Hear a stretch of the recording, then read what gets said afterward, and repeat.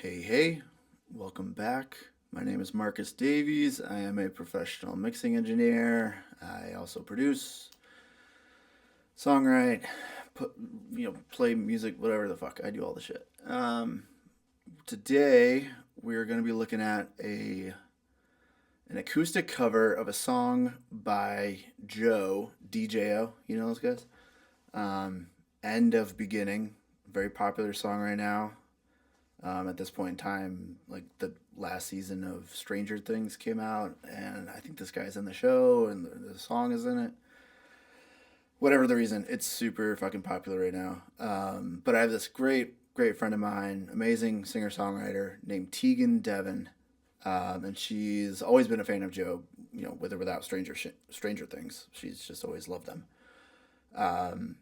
And she finally got around to putting out a cover of this song. So that's what we got. It's just an acoustic rendition. It's just her. She tracked, I think she's based in North Carolina, maybe Maryland. I get confused about that. But she tracked it there. There was a studio that she likes to go to. Guitars are in mid-side mode, and then they did her lead vocal. But then she did some additional guitar, and all the background vocals were at her house. She just recorded herself. She also recorded a bass track, her playing bass. We'll get into that when we get there. And I added a pad thing. That was her request. So, yeah, this was a song she's wanted to do for a long time. She kicked it my way, and I mixed it. She also asked for a little bit of like production ideas. Like we talked about doing a pad. We talked about adding strings at one point, so I mocked something up, but we ultimately decided it just wasn't the right fit, and it was just kind of forcing it at that point. And it didn't need it. It's so strong on its own. It's just her and a guitar. She's amazing. So the emotions are there. So again, as far as the production, just like stay out of the way. Because if it's got good bones, at that point, everything you're doing is either +1 or -1. So if you're hurting it, just don't do it. Yeah, super simple song. Super simple song. But oftentimes the simple stuff, the easy sounding mixes are some of the most challenging. Because there's nowhere to hide. Like when it comes to her vocals, they're very upfront and center, as you'll hear. There is nowhere to hide. So I'll walk you through my process of like vocal editing and all the stuff I had to do to kind of get in the ballpark. So without further ado, let's play some. I'm going to kind of chop this intro in half. We'll go into the verse. You guys probably heard the song, so I'll just like bounce around. And you can just kind of see the dynamics and all that.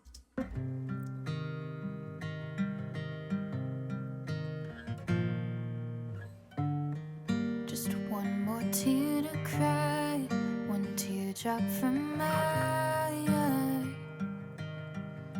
You better shave it for 24.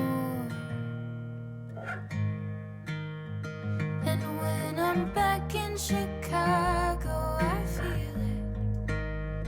Another version of me that was in it. I wave goodbye to the end of beginning. Right, verse 2 grows a little bit with some backgrounds. There's a second double guitar that comes in. Bridge feels like this. And out of the city, not the city, out the man, you take the man. Out of the city, not the city, out the man, you take the man. Out of the city, not the city, out the man, you take the man out of the. And when I'm back in Chicago, I feel it. Another version of me that was in it. Oh, I wave goodbye to the end of beginning. Goodbye, goodbye. Right, it's the same as that original song. The bridge, she did change like the rhythm of the melody a little bit. She said it was easier for her to sing that way. So yeah, great. So let's just kind of go top to bottom like we did last time, because that was fun. So top track here is my print track. I always print the audio. I never do a bounce, unless we're in like the production phase. Maybe I'll do a bounce. But if I'm printing the audio, I want to see the audio. I love working with audio. So even in my own productions, I have like a ton of electronic instruments and stuff like that. I try to get to audio as quickly as I can, just because I'm an audio engineer. That's just, I don't know. I'm comfortable with it, right? So I just kind of, that's home base. Anyways, the only thing on that track, I have the Slate VSX, which is deactivated for this. Otherwise, this would sound all fucking crazy for this video right now. I should take this off. This is a Streamliner thing from Plugin Alliance. I don't really use that anymore. But then I have a Metric AB, which is the... I'll open it up for you real quick. I don't know if I actually used it on this track or not. Oh, cool. Okay, so if y'all don't know about this, this is a game changer plugin. So when it comes to referencing tracks and just for me, what this mostly is to make sure I'm in the ballpark of other things. And more importantly than that, though, it's a palate cleanser for my ears, right? Like it's ginger in between taste tests, so you can have a fresh perspective. So if I'm getting too bogged down editing something here,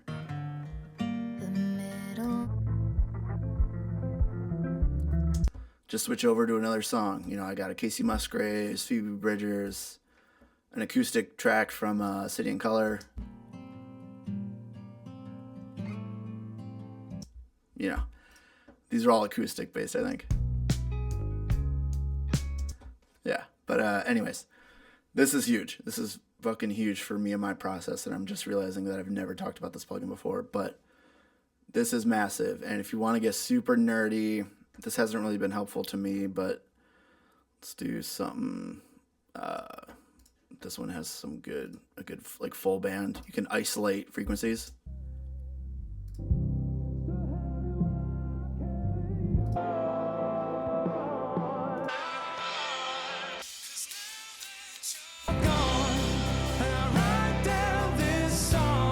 Right.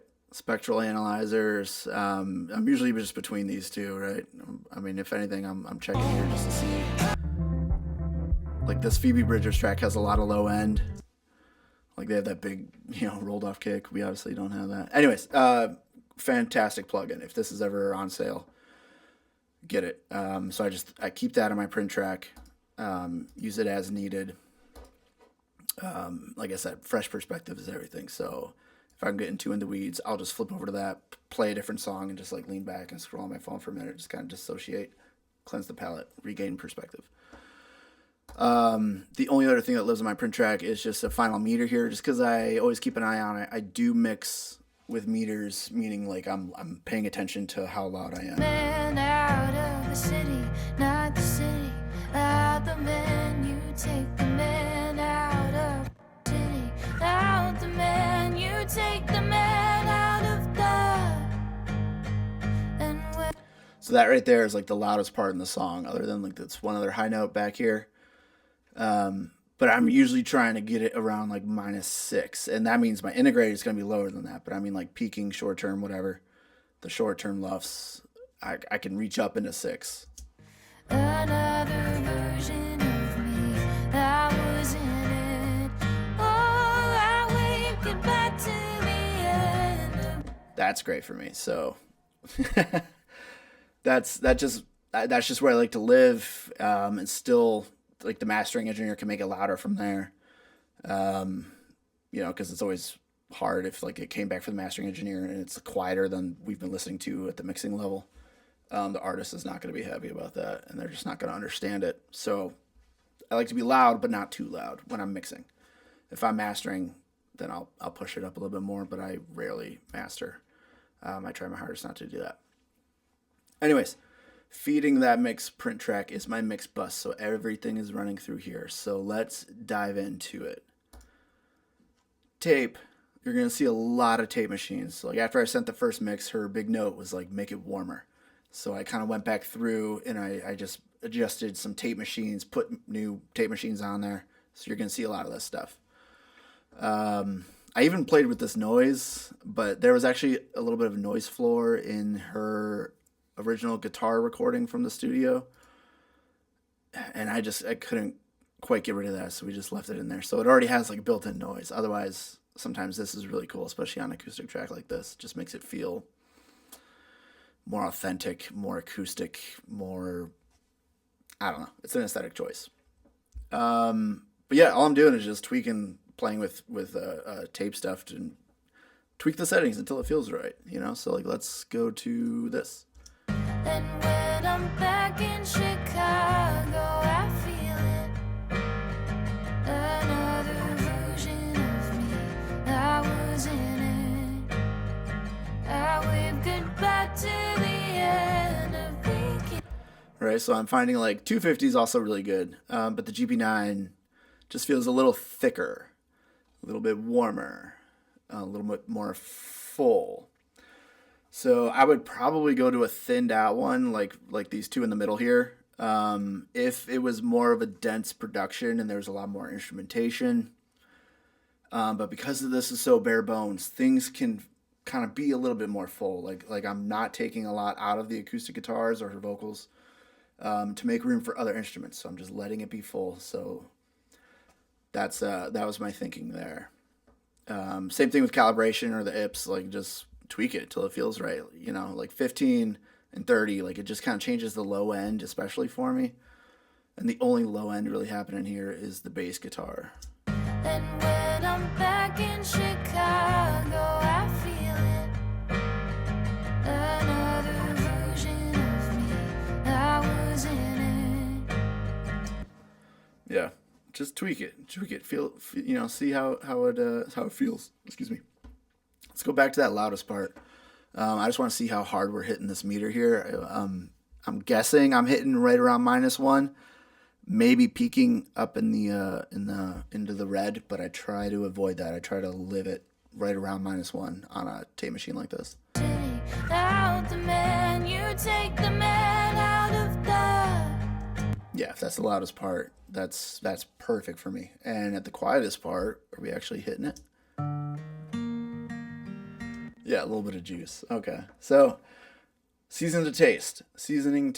So when she says she wants things to be thicker and warmer, I'm doing this in a lot of different places. This kind of thing where I'm just trying to add in some rich, low harmonics and give it that heat. So I'm not relying on just this one plugin on my mix bus to be doing that for me. So keep that in mind. But just know that like everything is running through there. From there into my favorite mix bus compressor, the API 2500. Gotta love it. This is just my setting that I happen across.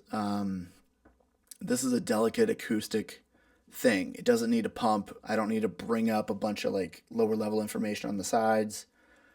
So that's why this is at like 2-to-1. I'm sure I lived with it at 1.5 for a little while. I liked it better at 2.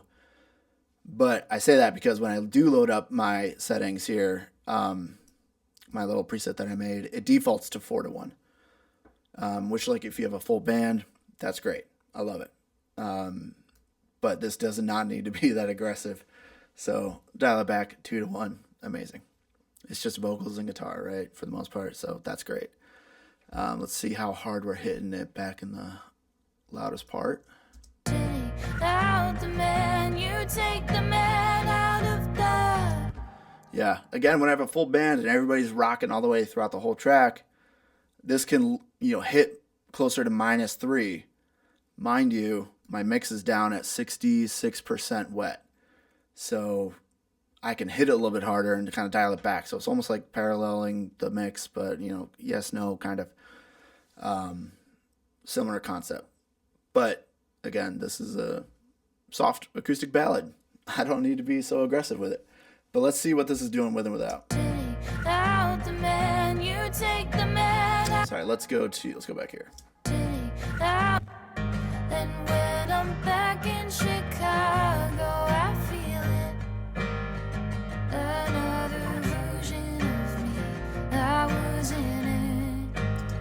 Oh, man. It sounds subtle, but to me it feels huge. Like it's a big difference. So that just like hugs the mix and it just brings it in close to you. Like the sides just kind of come up, and I am an independent sides, so like the left and right are kind of reacting a little bit differently. but it just kind of hugs around the vocal. Instead of the vocal sitting a little too far forward and the music being a little too back, this to me just kind of hugs everything together. I'll play it one more time for you. And when I'm back in Chicago, I feel it. Another version of me, I was in it. I waved goodbye to the end. Yeah. See, like that's one of those little moves, but it does so much for me. Yeah, again, same thing. Just click these buttons until it feels right, and I'm usually just rolling back in my threshold. Attack and release are usually, slowest attack, fastest release. That's almost a default setting for me for a mix bus. Although, I will say, sometimes I do go up to 10. Sometimes that's really cool. So never say never. From there, Oxford Inflator. Magic Box, dude. Magic Box. Let's do this because there is no undo button on this inflator. I'm going to tweak the settings and just show you what this is really doing for me. So we're at 100%, 35.8 on the curve, just dialing back the output barely, but let's ignore that part. So there might be some level differences. Well, there will be, but you'll get the gist here. Let's put it back in default. And when I'm back in Chicago, I feel it. Another version of me, I was in it. I waved goodbye to the end of beginning. Goodbye, goodbye, goodbye, goodbye. You take the man out of the city, not the city out the man. You take the man out of the city, not the city out the man. You take the man out of the city, not the city out the man. You take the man out of the... Right? So it's huge. It's huge. It's absolutely huge. And like this is such the perfect word for this plugin because it really is inflating everything. Like it's just similar to like what I was getting with the tape machine, and then also with the API 2500. It's just adding this kind of glue, this squeeze, and it's beefing things up. Not drastically, but enough that it is a significant difference. So 100%, dude. But again, maybe if I was doing a full band rock track kind of thing, often this at 10% is huge and subtle, but for me in a huge way, that I really enjoy. So this could be anywhere from 10% all the way up to 100. I don't think the mastering guy did it on this one, but he's mastered other songs for me where he's put the inflator on at 100 when I already had it on my mix bus, printed the mix through it at 10 to 20% or something like that. Anyways, the curve goes up, things get a little bit lower, fuller, darker, like what she was looking for before, right? Like her mix note was like, make it warmer, thicker, darker. So I don't know if I had it up at all. Maybe I had it up a little bit, but then I ended up putting it at, 35 or something like that. Dial back the output down a little bit. So Magic Box, I love it on the mix bus. I love it on the group level, or the group level. I love it on individual tracks. I'm sure this is probably actually popping up again later down the line when we get into the tracks themselves. But amazing, absolutely love that thing. Sometimes I use it, sometimes I don't. This one, again, if you see my videos, you know I fucking love this thing. So damn good. Listen to the low end or like the low mid range just absolutely fall apart when I shift this knob. And when I'm back in Chicago, I feel it. Another version of me, I was in it. I waved goodbye to the end. Yeah, not so drastic on this track because there's not a whole lot happening, but like her vocals just start clashing with the bass, with the low end of the guitar. Like it just gets muddy and cloudy there, so that offers me a lot of clarity. Sometimes I use this, sometimes I don't. Mono Maker 78. That just defaults on my template. It's just the bass guitar down there, and I know that's a mono signal, so I could probably do away with this altogether, but I just left it. 15% stereo enhance. That's great. I don't need any more than that. This does not need to be a big wide thing, right? Like this is an acoustic ballad. But this is interesting here, the foundation. So this acts kind of like a tilt EQ, similar to the curve knob here, right? Like the more you push this up, the thicker and fuller it gets, kind of in the meaty areas. And if I pull this fader down, it's gonna get a little bit more thinner, a little bit more brighter. This is a similar thing. Foundation up at 3. So as I turn this up, it will get a little bit thicker, fuller, darker. And if I turn to the left, it'll get thinner, brighter. And when I'm back in Chicago, I feel it. Another version of me. I was in it. I waved goodbye to the end of beginning. Goodbye, goodbye, goodbye, goodbye. Very interesting, right? Because this is just a flavor thing. It's a taste. It's a preference.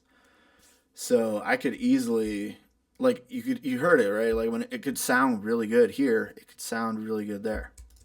Again, this defaults to 0 at my template, and I'm willing to bet that's where it was when I sent that first mix. And then she came back and said, can you thicken it up, warm it up? So that's where I went to some of those tape machines, tweaked those a little bit, picked slower IPS, maybe it was a thicker tape formula. And then I came here and I shifted that up to 3. So it was a bunch of little tiny moves to push it where it needed to be. That's the big takeaway with that. So I love that. I'm not using this for volume or level or anything. Oh, I should talk about this, the mid here. I talked about this before, but 6 is not 6, 30 is not 30.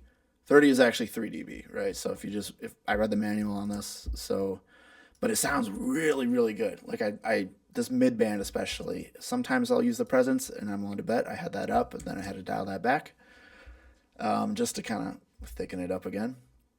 But check this out. I'll move this around, and you'll hear like it still sounds really good, like all the way jacked up. It really kind of inflates things. And when I'm back in Chicago, I feel it. Another version of me. I was in it. I waved goodbye to the end of beginning. Goodbye, goodbye, goodbye, goodbye. Right? So like sometimes just going from like here to here, boom, boom, that could be huge for a mix. But again, this is I try not to do this too much because I can get into trouble with the mix. Oh shit, where was this? 6, I think, right? Yeah, you can get into trouble with the mix, but I think it's so cool because like it does still sound good all the way jacked up or even all the way turned off. You know, then you would go to the track level and affect whatever you wanted to affect after that. But really, really cool plugin. I love that one. Plugin Alliance, you guys are crushing it. Another staple for my mix bus. Absolutely love this thing. I have this little preset I made again, and it defaults, I believe, to 1 dB. These are 1 dB moves here, right? So I'm actually doing a half dB low shelf at 74, and again, the only thing down there is bass. So this is just to kind of fill out the low end a little bit, you know. Subtle move. And then a 1 dB shelf at 2.5 on the sides, right? So that's the magic of this, is being in mid-side mode. Let's pop it in and out and see what a difference this makes. And when I'm back in Chicago, I feel it. Another version of me. I was in it. Yeah, so that does something similar to me, like the in terms of like vibe and feel, like how things interact with each other. It's very similar to the API 2500, where it just kind of hugs things and puts things together. Like it just kind of connects the pieces, and it just feels a little bit incomplete without. So why don't I do this? I'm just gonna bypass these 2 plugs, and we'll see what difference it feels in terms of like the stereo image and just how well things are connected. And when I'm back in Chicago, I feel it. Another version of me, I was in it. I wave goodbye to the end of beginning. Goodbye, goodbye. Right? So the point to show that is to show that like all of these things on my mix bus are doing very, very little, but they add up tremendously. So that's really the magic of my mix bus, and what I found that works really well for me is just doing a little bit here, a little bit there, and the way those accumulate throughout the session is just magic. One other really cool thing about this plugin, while I'm just sharing fun facts that I love about plugins, Plugin Alliance again. This filter down here is amazing. This 12 hertz, 18 hertz down here, like especially on like a hip hop record. I just did a pop track where I rolled off at 12 hertz, and just the way it tightened up the low end was phenomenal. So that's a cool little secret thing with that. I just left it here, but I'm there's nothing down there for it to affect. And I'm barely cutting at 70 kilohertz. That's right, 70 kilohertz. I don't think that's really doing anything. And when I'm back in Chicago, I feel it. Another version of me. I don't know, maybe it's adding like a little bit of like a resonant filter kind of thing up there. So there's a little something happening, just the way it shapes. Kind of like the airband on like the 27K on a Manly Massive Passive. But yeah, it just has a little bit of a flavor to it, and it's not necessarily better or worse. It's just different. Last thing on my mix bus is curves, and this to me is like a mastering EQ. I'll talk about a different way I can use it, but this to me is just one last little shaper. Sometimes I use it, sometimes I absolutely do not. Let's do a quick with and without and see how much this is actually doing. Let's shake it up. Should we go somewhere else just to give our ears a break? Another version of me, I was in it. Oh, I waved goodbye to the end of beginning. Goodbye, goodbye. Yeah, again, subtle little thing, but it just kind of helps. And this is it's a smart plugin. Right? Sometimes it's good, sometimes it's not so good. But this has come in handy for me over time. I had a really slow start getting used to this tool, but I kind of figured out how to work it in. And this, to me, is really the best way. So these last three plugs are more in my mastering chain. That's what kind of gets me my loudness. So this is really the last one of my mix bus. That's part of the mix, right? So when I send this off to mastering, those three are off. So this is really like the last thing to hit. It's just like a little final EQ that just kind of keeps it in check. So you can see what it's doing. Blue is reduction, and this red is boosting. Another version of me, I was in it.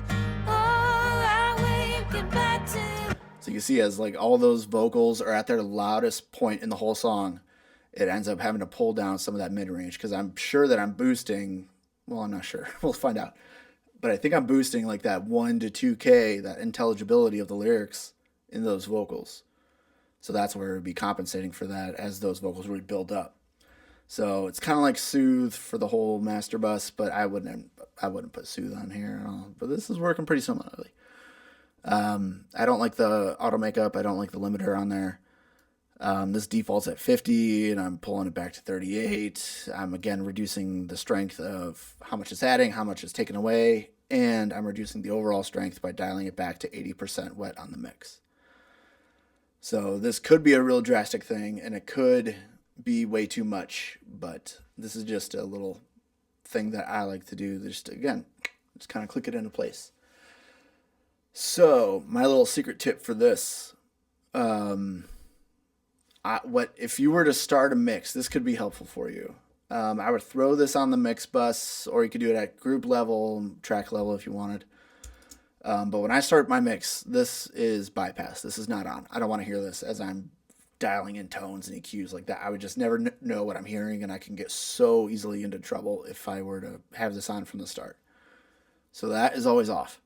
One thing that you could do that I could see this being really helpful is once you get your mix to a place with this plugin off that you feel good about and you're ready to make a bounce, whatever, I would then activate this and you turn it to listening mode and it listens to your track and it gives you like suggested EQ curves.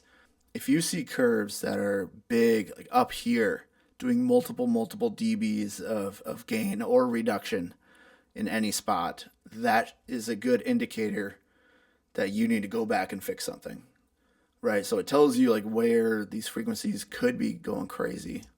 I'll emphasize this. And when I'm back in Chicago, I feel it. Another version of me. Right? Like if I'm doing really big moves, then that's an indicator to me that I need to do something different, because I do not want this. Like I just do not want this to be working that hard. My mix would not sound good if I have to do that much EQ on the mix bus. And I don't want to rely on a smart plugin to do that, because that could really be trouble. So that might help people. It could be helpful in that way. Like you see these meters and you go, oh, I'm just like way off in my low end. I have to go back and look at that. So in that case, then if you do have to go fix something, bypass this plugin and then go back to whatever's creating your low end and tweak it there. And then repeat the process. Come back here. I would re-register like how it's listening to your track. And then if it's still giving you big moves, just rinse and repeat. There you go. Anyways, okay, TED Talk over. So that's my mix bus. Again, the last three here are my mastering, because I mix at a mastered volume. That's just how I work. I just kind of always print things at about -8 LUFS. And when I'm back in Chicago, I feel it. Another version of me. I was in it. Right? Something like that. We're integrated. I'm talking integrated here, right? Because I said my peaks can get higher to like -6, blah, blah, blah for the short term. That's fine. But integrated like throughout the whole song. I'm usually around -9, -8. Especially if I'm not going to be mastering the track, which I knew I would not be on this one. So let's see how loud we actually are, like without these three mastering plugins. Let's see where I'm actually mixing at. And when I'm back in Chicago, I feel it. Another version of me. I was in it. Okay, so roughly we're at -19, and I know I'm ending at like -8, -9, so this is doing about 10 dB of gain between these last three plugins. And quickly back to like that point that I was getting at earlier with spreading the love across all of these little guys, doing a little bit along the way. And then again to what I was saying with the tape machines, how I'm not relying on this one tape machine to give me all my warmth. I'm doing it at different stages along the way. Same thing here, where this first limiter, that's right, it's the first one, is only doing a little bit. And when I'm back in Chicago, I feel it. So it's taking off just a little bit of the peaks. And it's not chopping them like a clipper. It's just kind of rounding it, softening it. And then I am getting a little bit of a gain boost out of there. From there into my actual clipper. And when I'm back in Chicago, I feel. Let's go to the loudest part in the song. Out the man, you take the man out of the. And when I'm. Right? So there's a lot that's not getting hit, and it's only reacting to the very, very loudest stuff. My little saturator button here is lower than normal. Again, it's not aggressive. I don't need to do too much with it. It's a soft acoustic ballad. For rock stuff, this might be up closer to 37, maybe 45. But this is kind of a sweet spot right here. So that felt good. Great. I just lowered the clip and I'm taking off as much as I want it to take off. which is not a lot, right? I'm just kind of wanted to react to the loudest parts. There's no crazy transients. There's, right, there's not drums, anything really percussive like that. The most percussive thing is the guitar. So this worked great for me. From there into my maximizer, the last limiter of all of this. Let's see how much we're actually taking off. It should be no more than 3 dB at the very most. Out the man, you take the man out of the. Cool. I saw minus 1.9. We're going to round up, call it 2. It's taking 2 dB off at the loudest part. So, like, is this even reacting in chorus 1? Back in Chicago, I feel it. Another version of me. No, it's not. I mean, barely. Barely. But again, everything's doing just a little bit of juice, right? So I'm getting a few dB of gain there, I'm getting a few dB of gain there, and I'm getting a few dB of gain there. And that's what's adding up to that, 10 dB of gain between this and this. So that's just me. That's part of my workflow. I'm always mixing loud because I do not want to be mixing without limiters and going, yeah, everything feels great. And then you send it to the mastering engineer. He's going to put limiters on it, compressors, saturation, all this stuff, whatever. But that's going to change the levels of the mix. And when it comes back, it's going to be fucking scary because it just will be a totally different mix. So I need to know what those limiters are going to do to the mix so I can anticipate that. And I can put everything where it needs to be in terms of balance, frequencies, whatever. So this is a way that I know what the final product is more or less going to look like. And the mastering, like my mastering guy on this one, Blck Heart, he's phenomenal. I've used him in the past. So like I know he's always going to help it make it better. So I just need to be up at loudness. That's all I care about in terms of my mastering at the mixing stage here. Just overall loudness. I just need to know that I'm in the ballpark and I know what this is going to look like at the end of it. I don't know how anybody mixes by not doing that and like not having limiters. So again, though, if you're new to like the mixing thing, I wouldn't just throw one limiter on at the end and take off, 10 dB of reduction to get all that gain and like that. Don't pummel it. Right, I'm doing a little bit here, a little bit there. I'm just doing what's needed, not overworking any plugin to get me in my safe spot of like -8 integrated LUFS. That's my range, that's my target. Everything's kind of set up in my template to kind of get me there easily so that when I do load up my template, I'm tweaking these very, very little bit. Like I'm just adjusting the threshold, maybe I'm reducing the gain. Again, adjusting the threshold, tweak how much saturation. And again, here I'm -2. Sometimes I'm at -4. Sometimes I'm at -1 if I'm a little bit hot. Whatever. But this is just me being a smart mixing engineer. That sounds cocky. But mixing smartly, right? I'm just setting myself up for success and the artist as well, because they're going to listen to your song that you sent them, the mix, and then they're going to go listen to their reference tracks on Spotify, Apple Music, whatever, and it's going to be a totally different volume. So being at -8 gets you right in the ballpark. It's not, if I sent it at -19 with all those off, they would be like, what the fuck is going on? Like a lot of artists just can't understand it.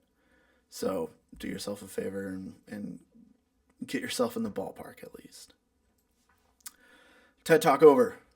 Let's get into some fun shit. Boom. What feeds the mix bus?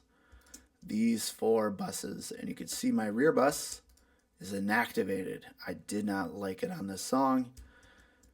I don't remember why, but it wasn't helping anything, so I just took it off. And if you want to know about the rear bus, watch some of my other videos. I'm trying to think if I know exactly where it's using. The Tim is a Rocker one has it, that big rock track. This just didn't need it. It didn't help. So if you want to learn about it, watch something else. I talk about it a lot. A bus, drums and bass. There's no drums, so it's just bass. Let's go to the bass. Oh, let's go to the bass. This song is stuck. Not even moving. This is probably just set from my template. I don't think I'm going to be moving at all. Yeah, this is mostly here to react and like glue the drums to the bass and everything else. I don't have drums, so this is just kind of running through. I didn't feel any need to change that just because there's no drums. Just leave it. Who cares? B-bus. Vocal bus. Let's do it. And when I'm back in Chicago, I feel it. Another version of me, I was in it. Good glue, right? Just kind of glues the lead, glues the BGVs together, makes it cohesive, one collective voice. It helps that it is only one singer. But whatever. I'm not, maybe I'll tweak these knobs like a click or two just to make sure that I'm not really doing any more than a dB for either the optical or the discrete. And when I'm back in Let's go to the loudest part. city, out the man, you take the man out of the... Yeah, it's reacting the same way at the loudest part as it is on the quieter parts. That to me is a good sign. Back to my fun facts about plugins. Check this out. Plugin lines. Love you guys. Nailed it. The switchable transformers, just like the hardware unit. They have a great 500 rack. Shadow Hills mic pre. That does the same thing. Does the steel, the iron, and the nickel. And that I think is so cool because it really changes the sound. Okay, side story. I was tracking a bass player once, and I was running him through that Shadow Hills mic pre, the 500 unit that had the switchable transformers, and I can't remember which one it was, but I was just switching just to see what sound was better, and he was doing a slap bass part, big transients, a lot of top end, and I there was one of these where like the slap was just like not it at all. Like it sounded too dark, and like the top end, that attack wasn't there. But then the other two, it was there. And I remember I could hear the bass player on the talkback mic as I was switching it from the live room, right? And he was just slapping it, and he goes, huh. And then I switched it, and he goes, oh, there it is. So I don't know, fun fucking story about that. Doesn't have anything at all to do with this, but I love things that change characters, change sounds, tones, like the tape machine, different formulas and all that. This is great. But what this one does, I love it on drums and bass as well. But I have it here on vocals. I really enjoyed it for vocals. Really good glue, really good color, great harmonics. But this gives you a little bit of like a resonant boost. You can see my little note here in my comments because I always used to forget. Steel, you get a little bit of bump at 50 hertz. Iron is 100 hertz. Nickel is 150 hertz. So really cool if you had this on like a hip hop track or even a rock track, whatever. But you could put this on drums and automate. You know, the verses, maybe it's up here or even right here. And then the chorus, you kind of want things to expand, feel bigger. Boom. Maybe it goes down there. And I should have paid attention before I did all this, but I do not remember where the fuck this was. If anybody can remember, please tell me. Oh, fuck me. Was it there? And when I'm back in Chicago, I feel it. Another version of me, I was in it. I waved goodbye to the end. All right, I think it was on steel. It might have been nickel. I'm monitoring right now at such a low volume. I don't care to change it. The mix is already done. Who gives a fuck? But that's just a fun thing about that plugin. Okay, moving on. C-Bus is everything else. In this case, it's just guitar and there's a pad. But if I did end up keeping those strings, it'd be going through here. Any other musical instrument is going through here. And this is new. This is not the normal thing. Normally, this is the Abbey Road mastering chain thing. So what am I doing here? I have it in mid-side mode. So the left and right are reacting differently. I see I'm adding saturation. I'm pulling back the gain because this is giving me gain.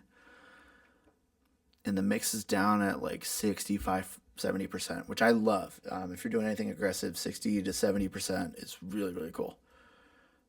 Ratio all the way up. Let's see what we're doing. And when I'm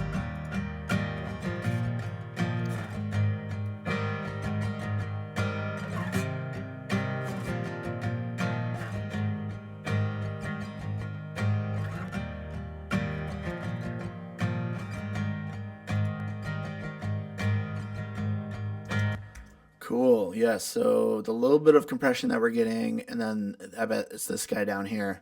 You can hear like the sustain, kind of the ringing or like the resonance of the guitar come up, which for me in this case is cool because that's the only instrument.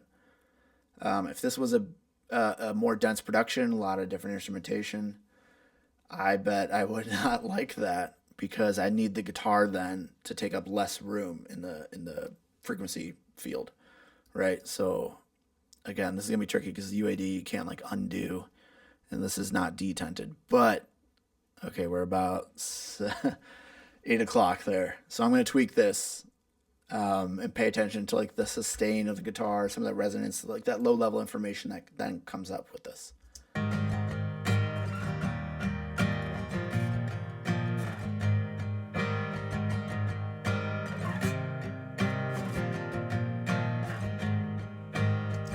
Yeah, it even like kind of senses up like the sense of space around it, like the reverb, the room. Yeah, it just kind of makes it feel complete. In this instance, right? Like let's put it in context and see if we can really hear that again. And when I'm back in Chicago, I feel it. Another version of me. I was in it. I waved goodbye to the end of the. Yeah, again, it's just like a little bit of glue. So it does just feel a little bit too small and thin and incomplete without it. And this is a very subtle thing. Like I've used this on, I have put this plugin on the mix bus. I think the last video I made, or maybe it's not out yet. I don't know. The one with Solana, that real pop track. I'm pretty sure I put this on there, and just going from like one click, boom to boom, was like a huge difference. So really cool plugin, really weird, very unique. It's got like a weird level thing where I'm always boosting and the inputs output levels are weird, but whatever. There's that. Also on the C bus, I have Soothe, but it's not just Soothe. It is Soothe with a sidechain input coming from the B bus. The B bus vocals. So I am ducking just a little bit, right? Mixes down at 38%. You'll see this is doing very, very little. And like the bodies of the vocals live down here. There's just a little bit of harshness up here where I just don't want harshness to build up. Because acoustic guitar, there's a lot of attack up here. There's harshness in the vocals up here. Anyways, this is another little safety net that I do just to help keep things out of the way of the lead vocals and make sure that everything is supporting the lead vocals, not overtaking them and dominating them. And when I'm back in Chicago, I feel it. Another version of me. I was in it. I waved goodbye to the end of beginning. Goodbye, goodbye, goodbye, goodbye. You take the man out of the city, not the city out the man. You take the man out of the city, not. Yeah, so I remember like, this is where the bodies of the vocals are, and it's also where the body of the guitars are sitting. So I don't want to just dip those out of either one of those things. That would be doing more harm than good. So I could do something like this, and this keeps things sounding natural because those frequencies are always represented, whether it's coming from the vocals or coming from the guitars. And when I'm back in Chicago. But what it is doing is not allowing those frequencies to build up and just be too overbearing in the mix. So again, back to like my whole philosophy of mixing, this is doing a little bit of low end control. And when I'm Right there, like 300-ish hertz. If you remember, this is one little factor. But back here on the mix bus, I'm doing a similar thing where I'm creating clarity down there around 300 in the low mids. And when I'm back in Chicago, I feel it. Another version of me, I was in it. I waved goodbye to the end of beginning. Huge, right? It's a lot of little moves that are accumulating over time. That's the whole point of this whole thing, and that's what I'm going to keep hammering home as we move along here. So there you go. Okay, there's my 4 buses, 3 in just this case, that feed my mix bus, that end up at my mix print track. I like to work very linearly. It's very easy for me to see, and that's just how I work. Okay, let's get into some fun stuff. Let's talk about vocals. This LV dupe down here, I faked a double. We're going to get to that in a second. Why don't I just mute that? Lead vocals.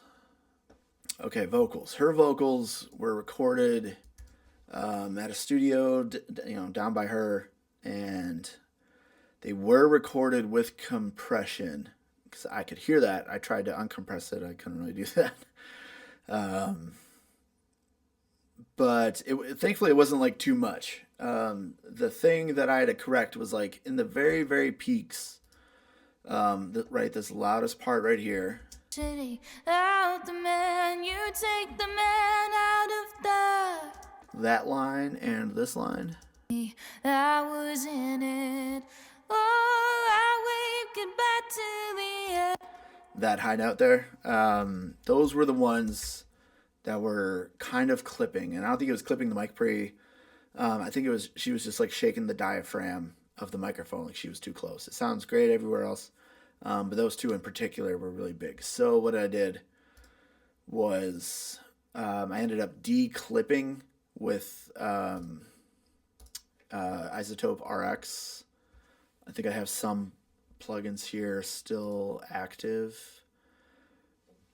Yeah, so I actually have notes here just to keep track of what it was I did. So the very first thing I did was tune it with repitch.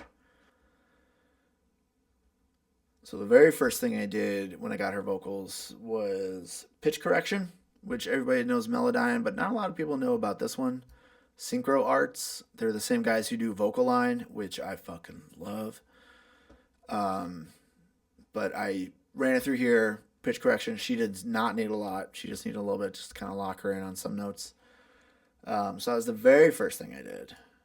And then, well, I know I did RX declip, which is the one I don't believe is up right now. This guy. Hit or miss. Like, it can be good. It can be bad. Sometimes it helps. Sometimes it doesn't. But again, I only needed it on a couple of lines where she just got a little too close to the diaphragm of the microphone, and it just got a little bit crunchy, which wasn't so much of an issue with like the raw recording itself, but it's one of those things where it was overlooked in the recording phase. And by the time we got to here, as I added compression, saturation, and all these harmonics, just kind of beefing things up, it became accentuated in a very unpleasant way. So I went in, I took it out as much as I could without degrading the sound, just enough to where it would be passable with all that added processing that I'm going to add on to it, on my end of things. So that was the next thing I did. From there, then I just ran it through RX Deep Plosive. She had some plosives on here that I did not like. Mouth declick. This plugin right here is a lifesaver. This can really make or break a plugin, especially on like a soft, intimate vocal or somebody's really talking like this. And then you can really hear all the little mouth clicks and noises. That's huge. Voice denoise. There was some like weird, it might have been in the room that she was in. But voice denoise was helpful. And again, I'm doing very, very little. So each of those added up over time. I just commit it. Boom. And I always keep the original vocal. I'm sure it's one of these tracks over here on the side. Or maybe it's in a different session. But I always keep the originals before I do anything like this because I don't want to live with these plugins on there. It's just going to bog down my CPU. So run it through, commit it, print it, and then we're good to go. So that's why you see comp RX. It ran through RX, and then I committed probably these other 3 things that are on here. I duplicated it at some point, committed something else. Yeah, but I'm always doing like save as's along the way, right? Where I'm if I need to go back to the original because I fucked something up, I can do that. So that's it. That's all that plugin's there to show you. It's just kind of all these things that I did to it to get it to be ready to mixed. So it's like now I can throw it in my session and move forward, right? Yeah, but you can see I don't think I'm compressing like at all because her vocal is already pretty compressed. There was just a couple little notes. Maybe I had a gain reduction or clip gain down, or just process it with some noise reduction tools. Otherwise, that really good vocal. She's a excellent singer. Let's see what I'm actually doing to it. Oh, that's the only thing I'm doing to it.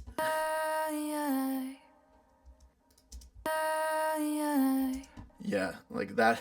I just happened to click on a great example there. That one little frequency right there just really pokes out down by her fundamentals. Yeah, like when she goes to the very lowest note, the third note, it's way too much. Now she's consistent. So Soothe coming in super handy. Really fucking love it. Let's see like how much we're actually doing. I was in it. I waved goodbye to the end of beginning. Goodbye, goodbye. Yeah, she likes things to be really clean, polished, precise. She is a perfectionist in a lot of ways.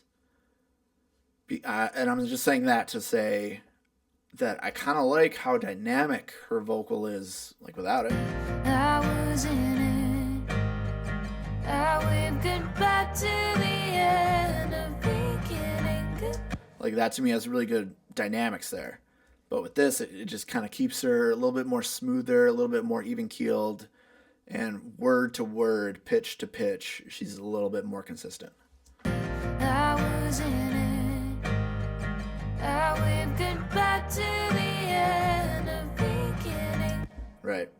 So this is more appropriate for her. Again, it's not about what is right and wrong. It's just different, right? And I know, like, she's one of my good friends. I love her music. We've worked together a lot, and I know what she's looking for. So I'm just gonna not waste time, and I'm just gonna smooth her out, keep her nice and consistent. Because yeah, like even this ended up being, for my personal taste, the vocals I feel like were just a touch too loud for my personal taste. This is not my song. This is her song. So fuck what I think. I'm here to serve the client. So before we go to the double, let's look at what we're doing. We have a chorus verb. So let's go to a chorus.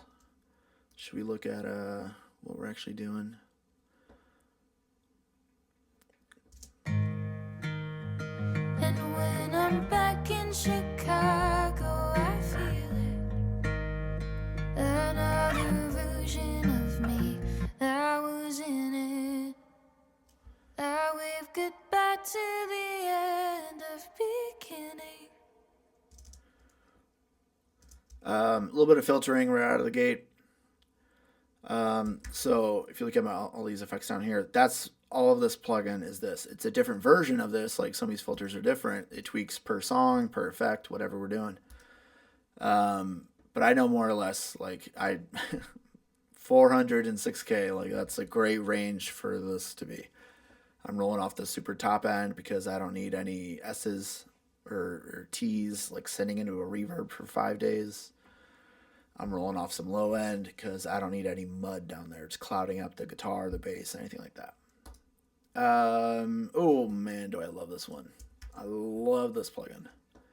Let's explore this plugin. So I'm going to do that same thing I did before, because you can't undo on a UAD. Let's just listen to her different, how different these rooms sound, as well as the microphones. And when I'm back in Chicago, I feel it. Another version of me, I was in it. I wave goodbye to the end of beginning. Goodbye, goodbye, goodbye, goodbye.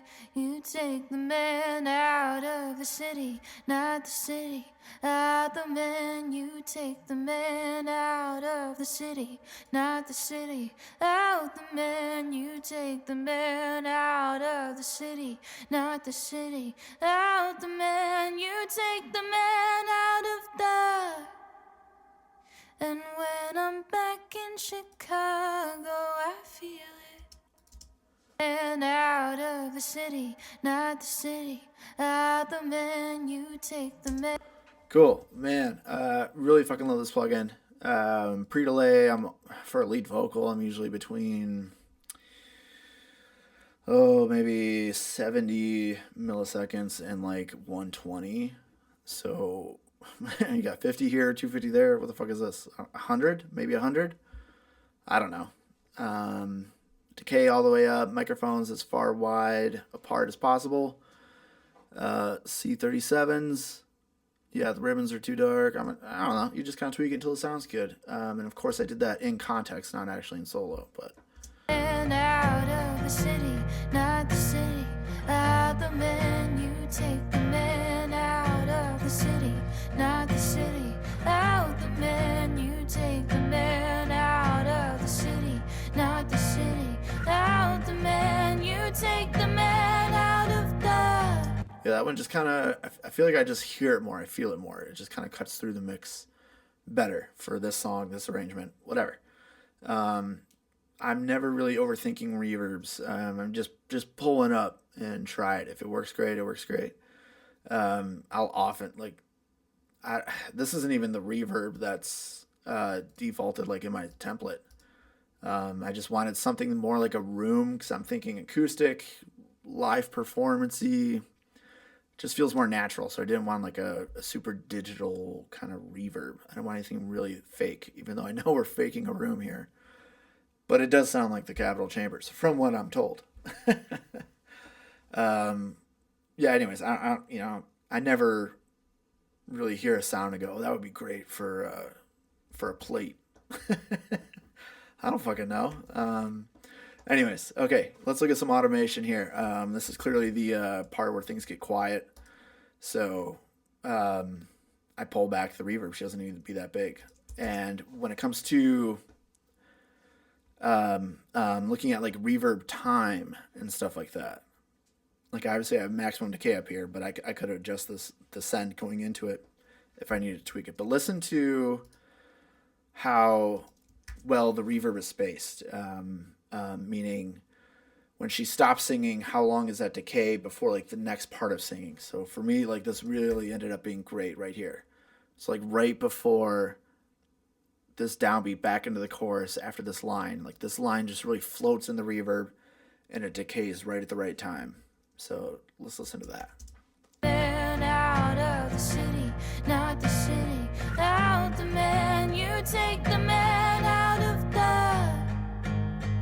And when I'm back in Chicago, I feel it. Another version of me. Oh, that's great. Because like as her vocals wind down right there, the reverb winds down. And there's just this little split second here, right? Between here and here. When everything just kind of stops and we just kind of float. Let's listen to that one more time. And when I'm back in Chicago, I feel it. Oh, right there.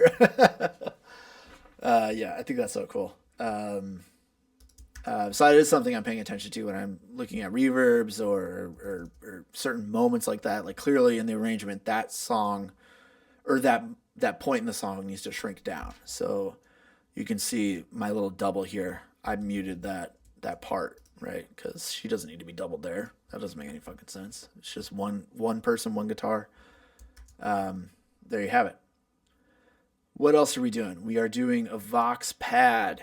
Hell yeah, dude. It's getting the same automation kind of treatment, although this is way quieter of a send, right? Vox pad.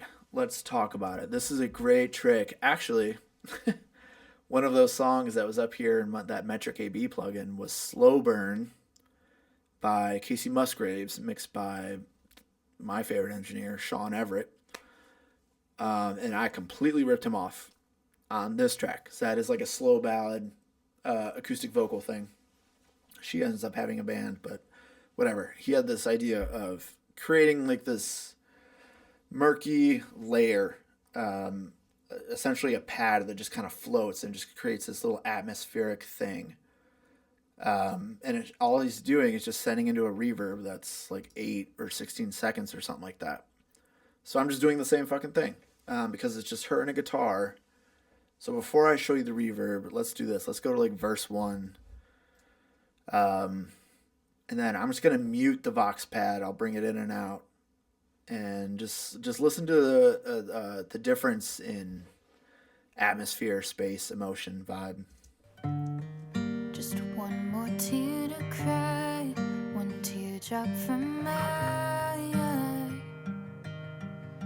You better save it for the middle of the night when things aren't black and white. Enter troubadour, remember 24. Yeah, that's cool. Oh man, it's just like a little something, right? It's not necessarily heard. You don't really hear it as like a reverb, because also at that same time she still has that chorus verb, which is called chorus verb in my template. I never bothered to change it. This one is going all the way throughout. Often I will change verbs scene to scene. But for this song, I just thought it was good to have essentially the two reverbs going. I'm not even using any delays. So chorus verb is there. You can see I pull it back on the verses, a little bit up on the chorus, back down on the verse, back down on the bridge, back up for the choruses. Great. I just love how some of her like loudest words send into it, so you can really hear it on like remember 24. Remember 24. Yeah, it just kind of floats there. Similar thing here, right? A little bit less on verse 1 because it's finger picking. It's a little bit softer, so I could bring the Vox pad volume down a little bit, and then pretty much just let it be. But when all those vocals come in on the bridge, that's a little bit of a scene change. I could pull it back there too. Anyways, let's talk about that Vox pad. Like everything else, right? There's my filter. I don't need the super lows. I don't need the super highs, especially not on a Vox pad. Yeah, 10-second reverb, big pre-delay, a little bit of modulation just so it's swimming. I'm filtering a little bit again here, but that doesn't really matter that much. Yeah, that's not really doing much else. You can see my modulation rate. Great. And then again, same thing. I don't care what these are. Just pick one that feels good. And long ass reverb that's going to hang out. And then, oh man, distortion before or after reverb. Pro tip right there. If you need to create, because we all have like the same kind of plugins, right? Anybody can get that super plate from Sound Toys, right? But what makes it different? Distortion before or after. And for me, what that does is really brings it forward and it makes it really heard. So if I play this again, this reverb is really going to kind of disappear, and you won't really be feeling the pad as much without this reverb plugin. This distortion plugin. Just one more tear to cry, one teardrop from my eye. You better save it for the middle of the night when things aren't black and white. Yeah, that's cool. That to me is cool. That beefs it up. Now we're talking. And I should mention, same thing with like all these plugins being that little filter. These guys back here are all a sidechain compressor coming from the lead vocal, right? That's another little trick to help keep things clean and clear. Just one more tear to cry, one teardrop from my... It's not even moving there. Let's see if she moves at the louder parts. And when I'm back in Chicago, I feel it. Another version of me, I was in it. This song is starting now, and you're just finding out. Cool. Yeah, that's coming off of my lead vocal bus, which we'll get to in a minute, but it's just a Unity pre-fader send. And I always just tweak the input and output to whatever feels good. Release. If I want it to really be out of the way, roll it all the way back, slowest release. If I want it to just kind of be out of the way when she's really singing loud, I can fast release. And when I'm back in Chicago, I feel it. That's cool, but this is such a background layer. I don't need it to come back up as soon as she stops singing. So just, yeah, smooth it out. Let it float. Let it hang. It's just a great little trick to kind of help add vibe, feel, emotion. Without it, to me, it just feels naked. And when I'm back in Chicago, I feel it. Another version of me, I was in it. Yeah, for me, it just it does a lot. And yeah, easy. Automate the fader. Great, love it. Okay, what else are we doing? Lead vocal slap. So the only delay maybe. Just one more tear to cry, one teardrop from my eye. And I love it up there. I love that. Just one more tear to cry, one teardrop from my eye. Maybe it's not appropriate at quiet verse 1. We'll rub back here. And when I'm back in Chicago, I feel it. Yeah, maybe I like it there. Another version of me, I was in it. I waved goodbye to the end of it. Just a little something. That's all I'm looking for. Just a little bit of something. What are we doing? Okay, here's another plugin that does not live in my template. I don't know why I did this one. I just wanted like a tapey mono thing. And this is exactly that, a tapey mono thing. When setting a slap delay, just move it, right? I know I'm at 101 here, but just move it. Like, these all sound good, I bet. And when I'm back in Chicago, I feel it. Another version of me, I was in it. That's beautiful. That's beautiful. Why did I end up at 101? I moved it. It felt good. Call it done. That's great. I love that. Before it, there's another filter, right? Same ideas. Super cool. There you go. I love a slap delay. And this was all the way down there. Yeah, you just dial it into taste. I knew if I went farther than that, she wouldn't really like it. A lot of her stuff, it has a slap, but it's not like a main instrument. Like, I'm trying to think who has a big slap delay that you know about. I don't know, some of those punk rock guys, and if you know the band July Talk, they live on a slap delay. Anyways, yeah, dial to taste, know your client, know your audience. I know she doesn't need anything more than that. Great. These last two, this is a fun one. Woolly and Side Shaker. If you've seen my videos, you've seen me talk about this. I fucking love doing this trick. It's an easy way to spread the vocals in a way... it's clean, it's not heard, but it's felt. So let's do that same thing where I will play the whole song in context, and then I'll get rid of these last two sends down here, right? And just listen to a difference it makes in terms of the width of the vocal. This song is starting now, and you're just finding out. Now is Let's go to where it's just her. just one more tear teardrop from my eye. You better save it for the middle of the night when things aren't black and white. Right, spreads her in a really beautiful way. There's more than one way to do this. You can see I have a bus here called Spreader with a micro shift on it. Not appropriate for this song. I like doing this better. A little bit of Woolly, a little bit of side shaker.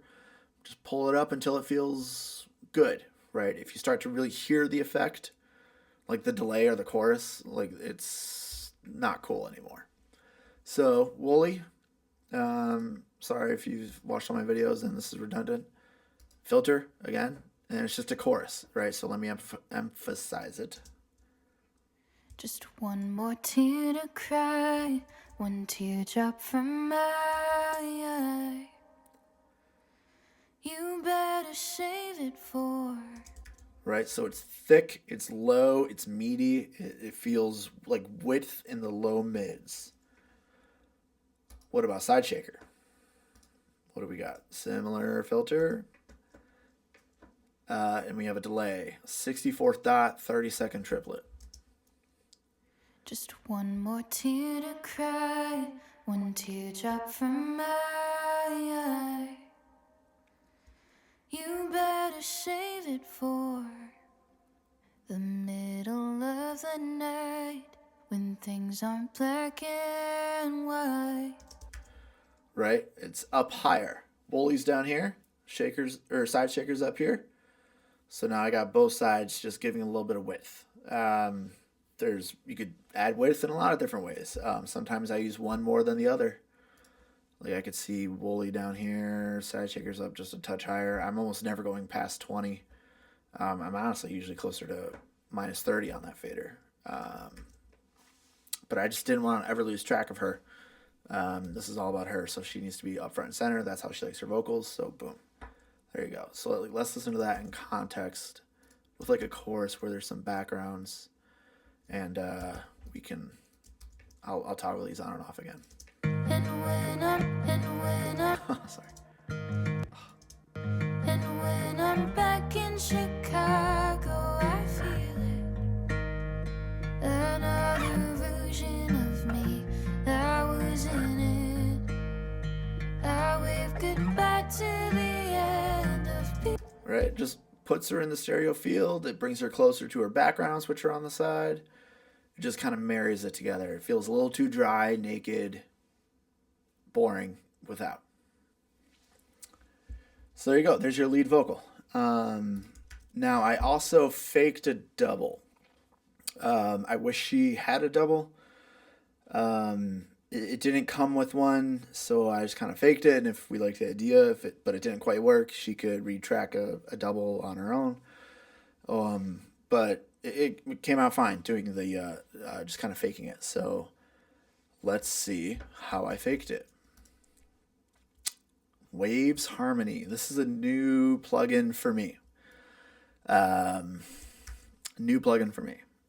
So it's really weird. It's hard to look at, and I don't really know what's happening with it. Like it's just kind of hard to control for me.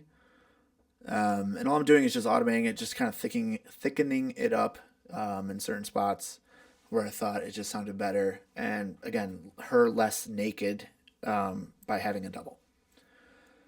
So you'll watch this formant.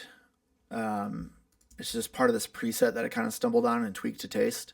Just one more tear to cry, one teardrop from my eye. You better save it for the middle of the night when things aren't black and white. Right, so there's a slight delay. The formant is shifting, so the voice feels like a different kind of singer, maybe a different performance. So it's doing some weird stuff in a weird way, and I went through and I tweaked all these things, whatever. But it's a unison harmony, right? It's just a double. So I faked it. I liked it. She liked it too. We did not feel the need to retrack it in any way, so I literally just duplicated it and threw this on there and called it a day. Tuck it up underneath. When balancing a vocal with the fader, it's just kind of, it's just all about finding, wherever it feels good. So like if we listen in context. Just one more tear to cry. Sorry, you could watch it. Just one more tear to cry. One teardrop from my eye. You better save it for the middle of the night, when things aren't black and white. Enter a troubadour. And a good tip, like this is how I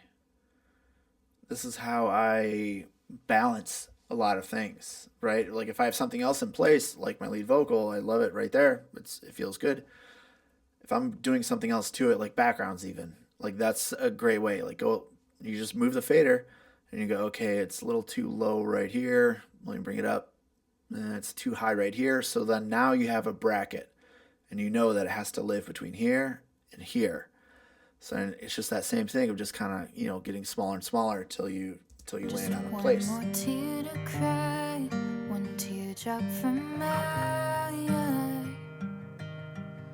You better save it for the middle of the night, when things aren't black and white. Right, that's it. And then I'm just, reacting to her own dynamics, and some words I want to feel a little more than others, some not. Probably should have committed this plugin just to save on CPU, because it is like a actively moving thing, but whatever. And this is getting, I'm sure it's the exact same Fox pad. Yeah, the same plugs. Or sorry, same sentence, same effects, same everything. So that was great. We really liked that with and without. We really liked that with that little double in there, so we left it. Both of these lead vocals, double included, are going to... Oh, by the way, I should just say this. These up here, these are some tracks that I printed an effect on. I had to declip something else again after the fact. So you just bring up that range and process whatever words, lines you wanted to process, bring it back down.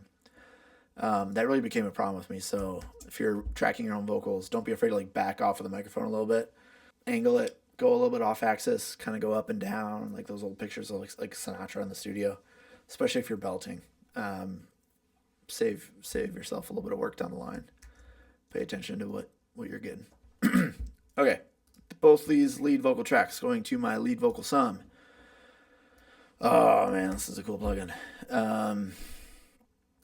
I say that because this has a color to it, with and without.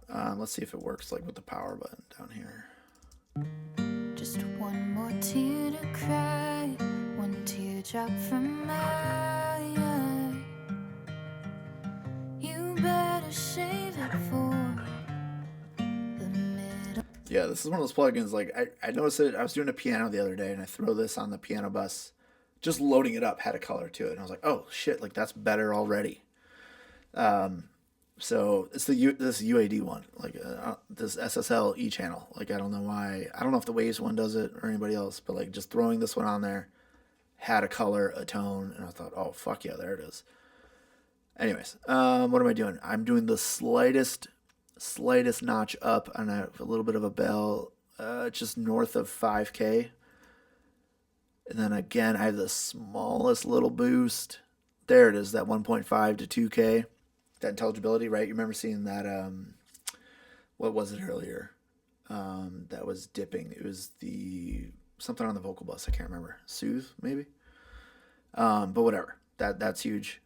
Not touching that. And I have just a little bit of a shelf. 250 and below. I love that. I've been really doing that a lot lately. 250... 200, usually not all the way up to 300, but something like that, maybe even 150. Just a little bit of a shelf, not a cut, but a shelf. Just bring that down. That seems to really help things stay intact. I'm not using a compressor, no gates. It's just a little bit of EQ, no filters. Yeah, let's hear that again. You started now, and you're just finding out. You started now. You started now. Cool. Yeah, subtle move. Doesn't need a lot. Doesn't need a lot. And then Old Faithful, Decapitator. Fucking love Decapitator. A little bit of saturation on the vocals. So good. Can't beat it. Check it out. You started now, and you're just finding out. Now isn't that a lie? All right, hard to tell because I am reducing the output on here. But yeah, whatever. It's so good. It's Decapitator. Come on. You just pull it up to 2, maybe 3 on anything. Put on your fucking drum bus. Again, 2 to 3. It sounds fucking amazing. But her big comment right after the first mix was like, just thicken it up, really darker, warmer. I had it too poppy sounding, polishy, or polished, whatever. So that is why there's that 27K, like that airband on here that I was talking about earlier. But I'm willing to bet this knob was probably over here, probably more 2 o'clock, 3 o'clock. And then she said, yeah, make it a little thicker. So I just roll it back a little bit. But cool. I fucking love this plugin. Check it out. You started now, and you're just finding out. Now isn't that a lie? A major sacrifice, but clueless at the... Right? It fixes exactly what it needed to fix, and it's giving me what I was missing. So it's fixing like this low, there's that 270, right? Low mid control again. So this is what, the third or fourth instance of low mid control happening to the vocals, right? Like there was this, there was Soothe on the track itself, and then that Brainworks master desk, that resonant filter thing. So what was I saying earlier about like spreading out the love and doing a little bit here, a little bit there? This is what I'm talking about. Like that Dangerous box on the mix bus, this has a really cool filter on it. So I'm rolling off at 39 hertz. There's nothing down there I need on a vocal. For vocals, background and vocals, when it comes to a high pass, you can get more aggressive, go up to 80, go up to 120 hertz, sure. But for lead vocals, I find if I get too close to like the fundamental, it can get a little bit weird. You started now, and you're just finding out. Let's do this. This song is started now. This song is started now. Yeah, I don't know. I just like letting it be a little bit more natural. Like you don't need to high pass everything all the way up to like the first fundamental frequency.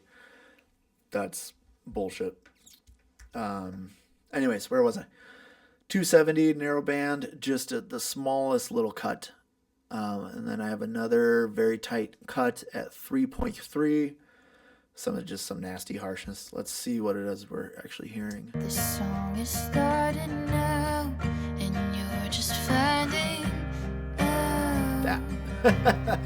Now That's what it isn't is. that Okay. a lie? Gross. A major Gross. I don't know. Something like that, right? It's about a dB or so. Cool. That's great, man. I fucking love that plugin. It's so good for vocals. No other effects. Again, this is just that sidechain going to all those compressors on the time-based effects. I'm doing no parallel compression. I don't have any of my parallel buses, my little special frequency isolator things. This is the least I've ever done on a vocal mix. That is it. So none of those are in use, but all of these buses here feed my lead vocal some. First thing is a de-esser. This song is started now. This song is started. This song is started. You could push it farther, but it might not help. This song is started. This song is started. This song is started. Yeah, don't go too far with your de-essers. Yeah, if it's not bothering you as you're like half listening, you're scrolling on your phone, it's in the background, or you're printing the mix, then don't feel like you need to do it. Like it's so easy to overcook a de-esser on a vocal, and then you're giving the singer a lisp, and that's not cool. What is this? Am I automating? No. Okay, so this is just left over in my template. Um, all of these sum tracks, like lead vocal sum, BGVs, sum, has it here. Bass sum has it there. That's a different thing. We'll get to it. But all of these, you can see my preset I made is auto filter. So a top and low. Sometimes you really like things to come in and out between sections. So those all just live in my template, right? Sometimes I use them, sometimes I don't. Here I'm not using anything. I have that high pass on, but it's not doing anything. Volume automation. This is just a little mixed note from her, how she wanted that second verse to come up a little bit right in that first line. Bring up a line there. Done. Done. Lead vocals. Done. Boom. Oh, wait. No, nothing is going there. Right. Okay. BGVs. Let's talk about it. Color coded by group and, just kind of parts, what they're doing. BGVs. I did a similar treatment to every vocal track that I did to her lead vocal track. Probably not as intense, but they all got pitch. They all got pitch correction, and then I used vocal line, which is such a good damn tool for all of these doubles, and make sure all of her consonants are lining up and she's starting and ending phrases and words on all together. So everybody got that going into this. So everything has a CM because I committed everything. That's what we're talking about. If it needed a clipper or a mouth declick, anything else like that, it got it. BGVs, my approach here is to keep things very, very simple. Obviously, she's already very, very simple on her lead. But I have a little bit of EQ, a little bit of harmonics, and some special spatial widening effects stuff, whatever. This is all just here to support her, right? So she has, every part is doubled. So I have a left and right. And if you look at my panning here, this was a big thing I played with a lot, was all these pairs. Like I had a lot of different panning. Some things were in with her, some things were out wide, some things were at 50%, 40%. I had them kind of all over the place, and none of that felt good. So I just had to keep it back, or go back to basics. And when I had everything panned out hard, left and right, 100%, like that felt good there. So one thing, these are all static pans, nothing's moving. But what I did is, instead of just having everything at 100%, that's a little bit boring. There's not a lot happening in this mix. So I just moved the knob manually. So here, this first chunk is her verses. So they're all between 74 and 82% panned, right? So you could say it's hard left and right, but it's just tucked in a little bit.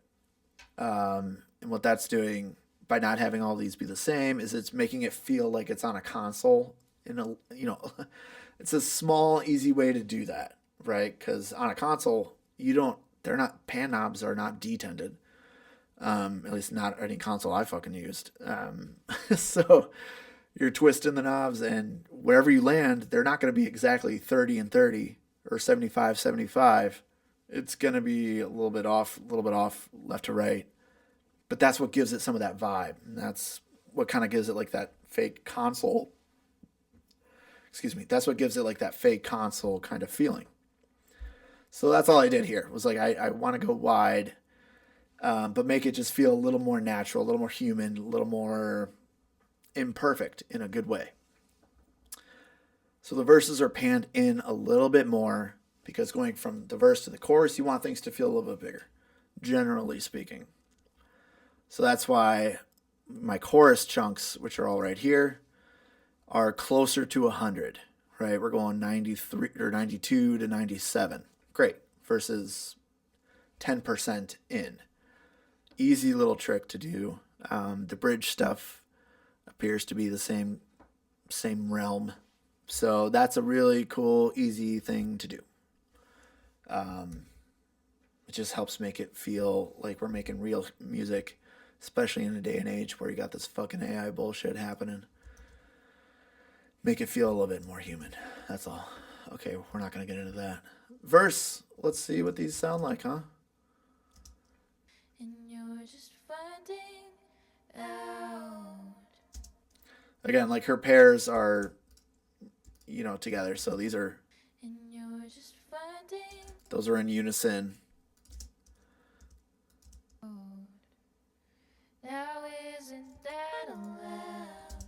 Right, so everything's paired up. She doubled each layer she's doing. That's all I'm saying. This one here got a little Arvox because I needed to control it, keep it forward. So let's go in context, and I will take these two off. And you're just finding out. Now isn't that allowed? A major sacrifice, but clueless at the time. Yeah, it just keeps it controlled and like just stays in place. Like her voice, her lead can be a little more dynamic. But I don't necessarily want these background vocals to be flooding around as well. Like I just kind of want to keep them steady and let her lead be the dynamic, the emotive thing. So that's just my go-to background vocal compressor. It's just throw Arvox on it, keep it steady in place. It really is like a set and forget it, right? And if I need things to cut through a little bit more, add some harmonics. So that's what we're doing here. And I bet these are all just a little bit different. Again, leading into like that console thing. If these are all laid out on a console, each channel, even though they're right next to each other, are going to have slightly different characteristics, right? So even if you boost 2 dB of a certain frequency, the bandwidths are going to be slightly off, and this one might actually be 2, but maybe this one over here is more like 1.8.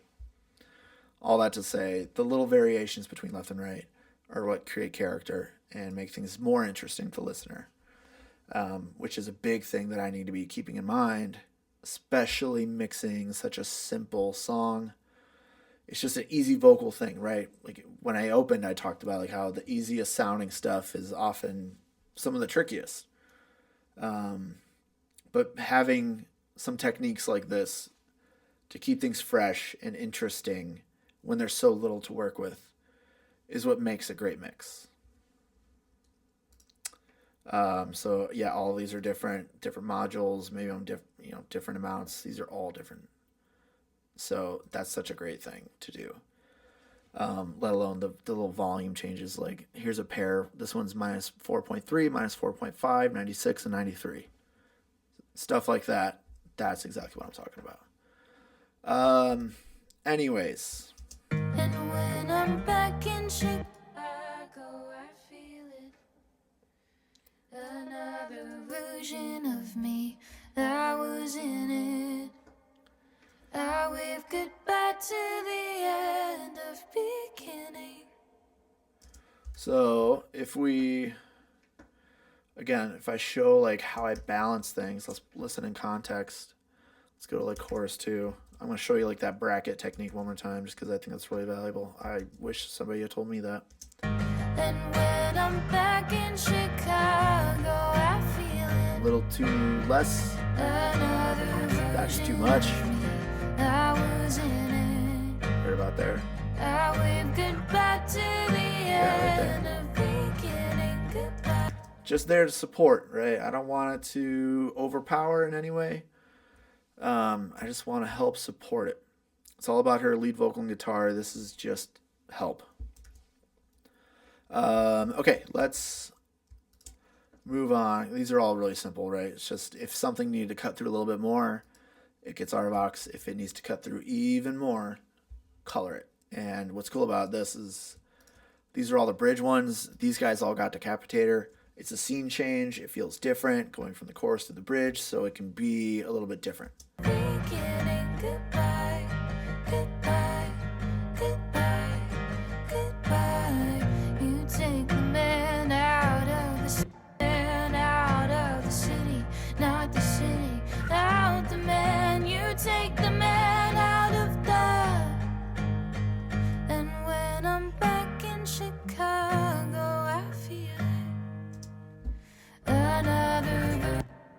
Cool. And then just to show you vocal line really quick, another plugin that I love. If it's on sale, go for it. Sometimes they do deals. Vocal Line Ultra as well as Vocal Line, or the pitch one, repitch. Sometimes you can get both on a good sale. So Black Friday, if you're looking for something, that's great. If you don't want to spring for Melodyne or something, like it works. It works great.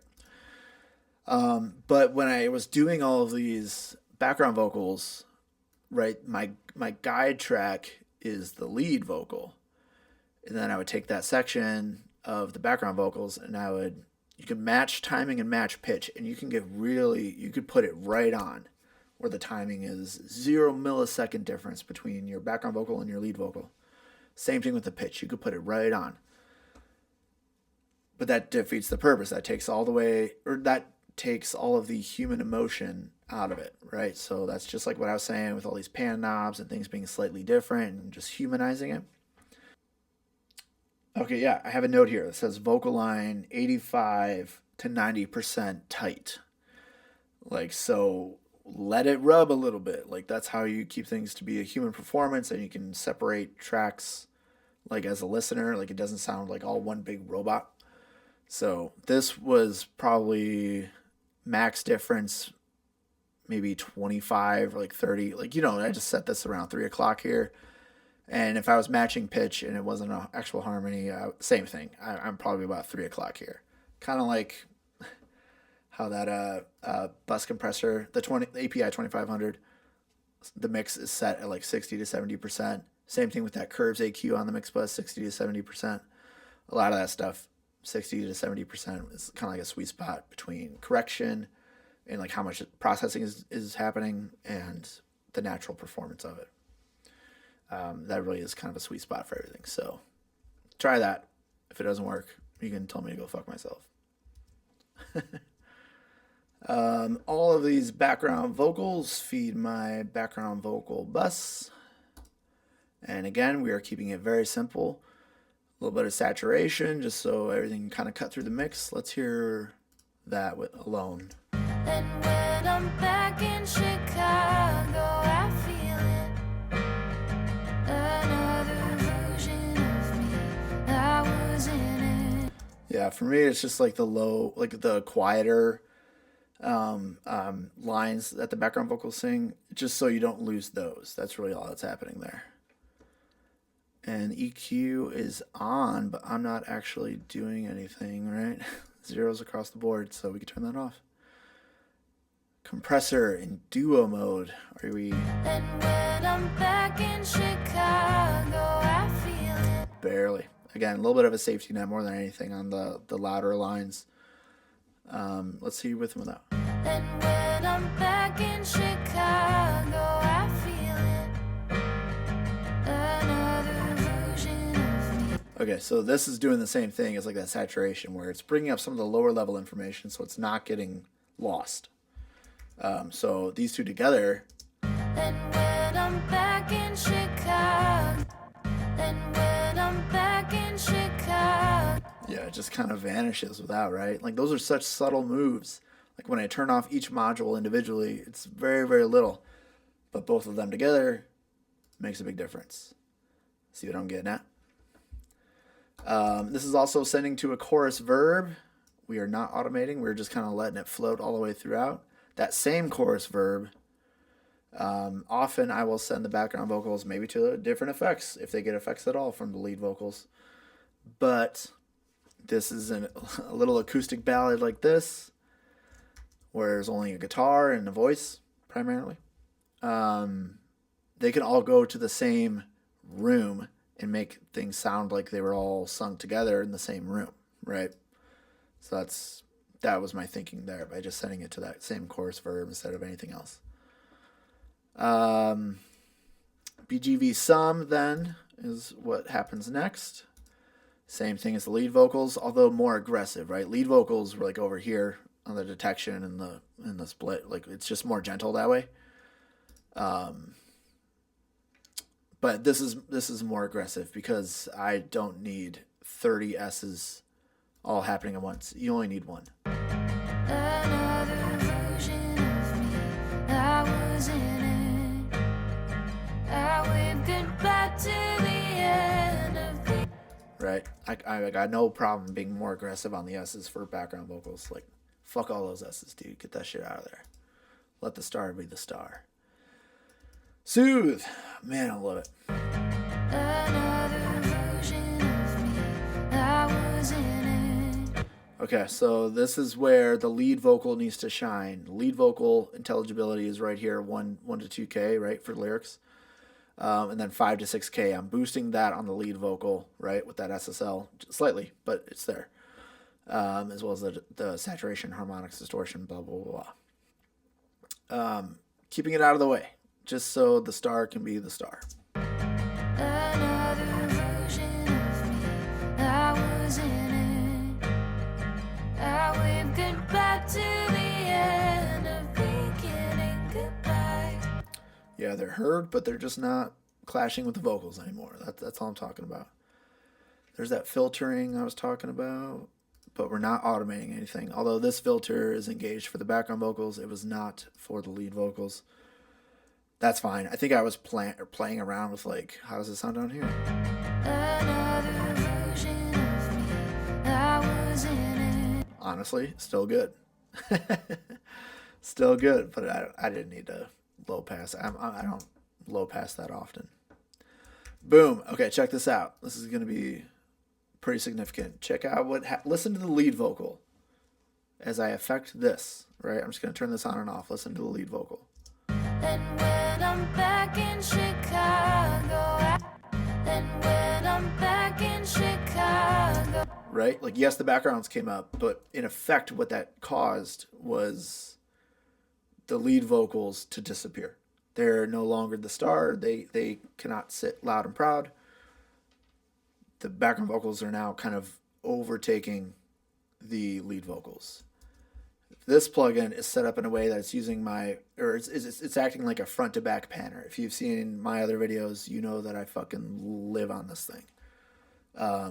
So this is pushing the background vocals back. Lead vocals up here in my face. Background vocals can be slightly back. And when I'm back in Chicago, I feel it. Another version of me, I was in it. I waved goodbye to the end of beginning goodbye, goodbye, goodbye, goodbye. Right? You hear that? Like I can bring it closer to us as a listener. I could bring it way farther away. For me, a sweet spot is generally 15 to 30, somewhere in there. It's usually like enough to push things back. I use this a lot on hi-hats for like a hip-hop or pop track. Again, same purpose, to get them out of the way of the vocals. Really, really cool. Love doing that. Boom. Okay, let's move on from vocals, yeah? Let's get into some fun shit. Bass. This is a little producering that I did. This is her bass that she sent me.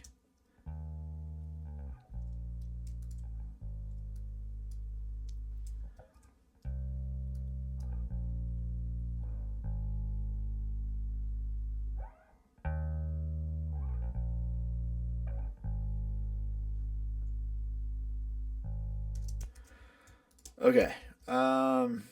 It's kind of inconsistent. I don't know if she's using her finger and like she's getting the nail or if she was using a pick. But I did not like the tone at all. It was way too noticeable in the track, so I didn't even bother like editing it or making it fit. Instead, I grabbed my bass guitar and I just played it. I did the exact same part, right, where it comes in on like the second chord of the chorus. And when I'm back in Chicago, I feel it. But what I did is I just did like a palm mute, right? Palm mute, and I just used my thumb, like I channeled Pino Palladino or somebody, and just performed it the way that I thought served the song better. I did that because she kind of gave me the green light to do something like that. Like she said, like if you feel like you need something, you know, don't be afraid to add or whatever. So she sent the bass, and she even herself was a little unsure about it. So I just took the liberty and just re-recorded it. I usually don't hesitate to do something like that, but especially since we had talked before, and she's like, "Yeah, if you think you need something, do it." Then I just went for it. So I played it in a way that I thought served the song a lot better. That's my point, you know.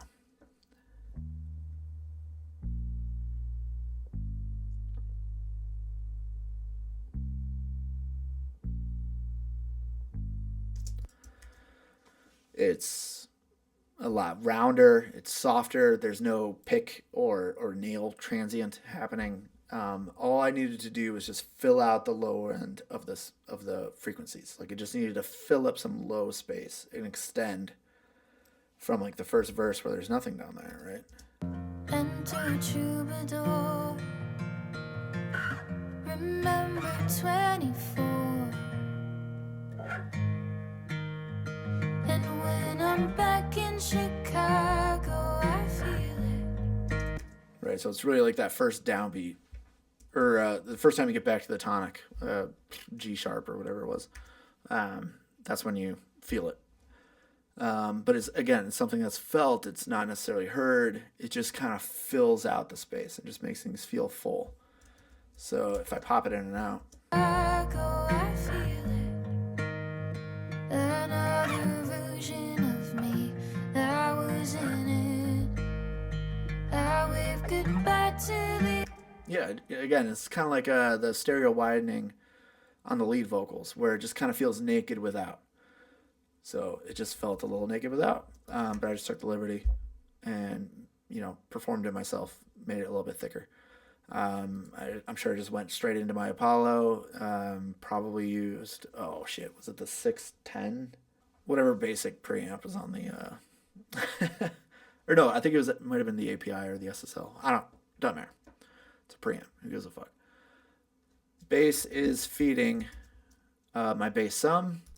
What do I got? R bass, beef it up, fill it out. Awesome. When I'm back in Chicago, I feel it.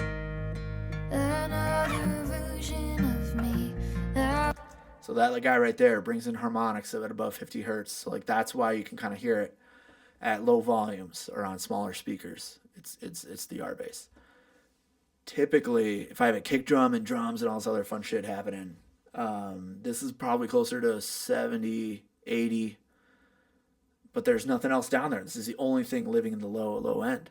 So pull it back to 50, it felt good. I could go 40, 30, but now we're talking subs, and subs would not be appropriate on a track like this. 50 hertz, right by the fundamental, great, done. More saturation here. This third module on this EQ unit is modeled after Neve 1073. I just know this broadband is based on that, right? Again, I read the manual. So instead of loading up a Neve 1073 and boosting that 700, I just know that I already have this for the saturation, maybe compression, but I'm not actually using that. Anyways. Know your tools. That's all I'm saying. But 700 is such a sweet spot for a bass to help get it cut through. Check this out. When I'm back in Chicago, I feel it. Another version of me that was in it. I wave goodbye to the end of. Again, saturation, boosting that 700, and this guy here, that's why you can hear it on small speakers. Let's see what else we got. When I'm back in Chicago, I feel it. Another version of me. Ooh, you feel it clash with the bass there? That's interesting. That's pretty significant, right in that 100 to 150. When I'm back in Chicago, I feel it. Another version. Even the low end of the vocals, it just gets a little muddy around here because everything fundamentally is kind of living right down here now. So I just need to dip that a little bit of the bass so it can be mostly down here and then a little bit up here, and then we're good. When I'm back in Chicago, I feel it. Yeah, get rid of the static at the top. Done. Easy. There's your bass. Guitars. Let's talk about guitars. This whole setup here came from their original session here. Mid, side, side, and then a room mic, and it went to a guitar bus. I ended up taking off whatever couple plugins they had on. Did my own chain. But this is all just kind of originally set up from there. You can see their OG inputs there. And then we have a double that she did later at her house on her own. And that's going to her own bus, which isn't doing anything else. And then both of those guitar buses are going to my guitar sum. So let's start with her OG main guitar, this mid side in the room studio recording that she has here. And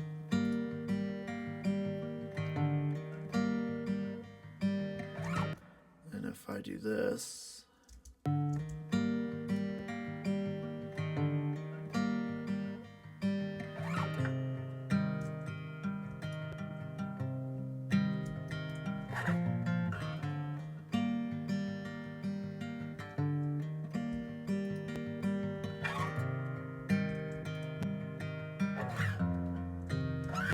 cool. Let's do that in context real quick. Just one more tear to cry, one teardrop from my eye. You bet. We'll do a strumming part. And when I'm back in Chicago, I feel it.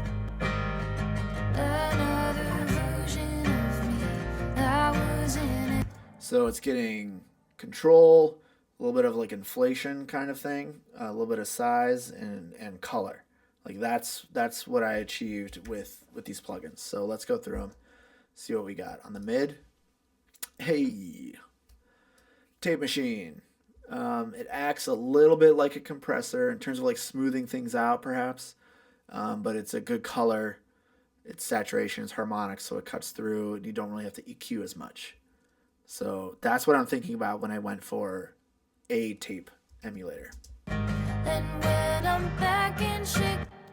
Let's see what's happening on the sides. The sides got pokey, which is why I'm having a compressor here, but this is also color, right? Like with this warmth on this fatso here. Let's see if I could just get these two. And when I'm back in Chicago, I feel it. Another version of me, I was in it. I waved goodbye to the. Yeah, for me, it's just kind of controlling some of those peaks where instead of those peaks kind of poking out, then like all of a sudden the stereo image of the guitar gets like wider and bigger and a little more outside of the speakers.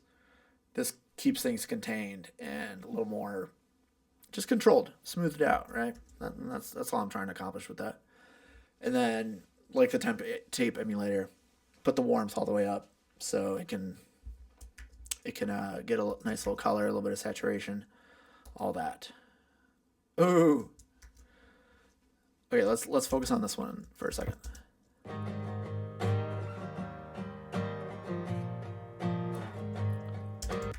What happens when the room isn't roomy enough? You put a room on the room. Say crack again. Mean Girls reference for all my Mean Girls out there. Yeah, that room sound, I did not love that. Did anybody else love that?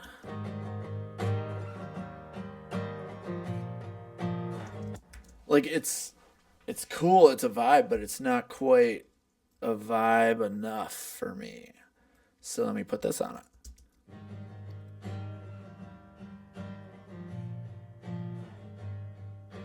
Now it just feels a little roomier, right? Just kind of bigger, a little more swimmy, a little more ethereal. There's more distance.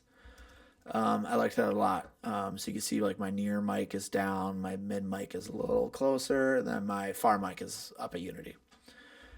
And it's the same thing. Like, I don't know, just like flip through like different microphones, right? That felt great. I don't think I've ever used this plugin before, but it kind of saved the day on this one. So that's cool. Excited to learn more about it. But like, let's focus on the guitar sound, and I'll just change the room, right? So I'm just gonna like take this, plug it in and out.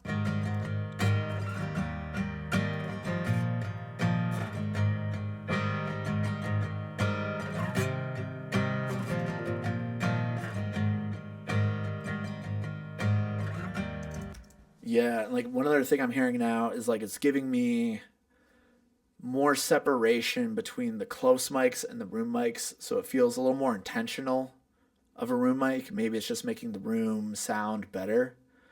But it feels like, okay, I got my close mics and now I got my room and I could blend that into taste. Yeah, it just feels a little too weird, right? Like the OG room just feels a little too weird.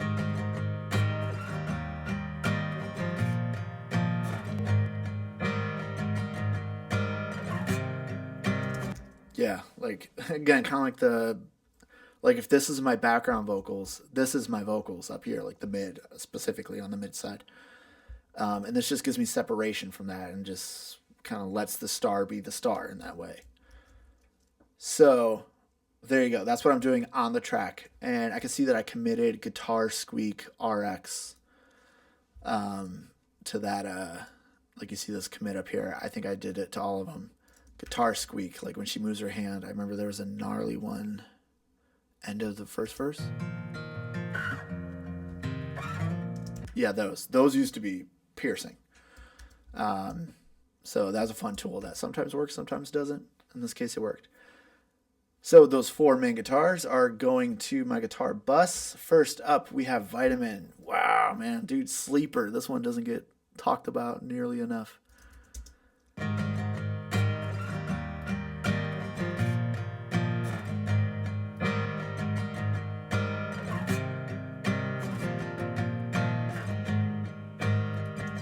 Yeah, so this one to me is kind of beefing it up in a little bit of an aggressive way, because you see like this punch right here, like it's just kind of giving a little more oomph to like the strums. Like when her pick is hitting the strings, it just adds a little bit more.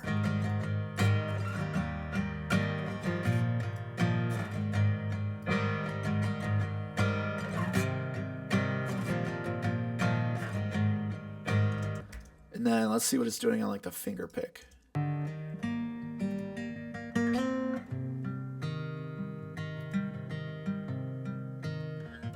Yeah, same thing. It's just kind of giving me a little bit of oomph on the transient. Like it's just making her play a little bit thicker. Like I'm hearing a little bit more of the thump of it. And you can see I'm just emphasizing some of the mid range. I don't need a lot of sizzle yet. I'm not looking for boom. That's great. First plugin. Like that's a good start. Interesting. What are we doing? I took out the EQ. I know that I was like when she said to make it things darker or thicker. Like that 10K sounds beautiful up there, but it wasn't appropriate. It needed to be darker, thicker. So I made it darker, thicker. How much compression are we doing?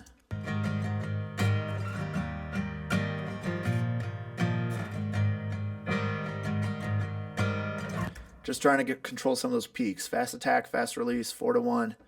Not doing more than a couple dB, which leads me to believe that after this we have more compressors. Because I can't remember. Oh, there we go. Case in point, I bet this is doing the same thing, just a little bit. But interestingly here, I am in mid-side mode, right? So the top is the mid, the bottom is the side. These are independent of each other.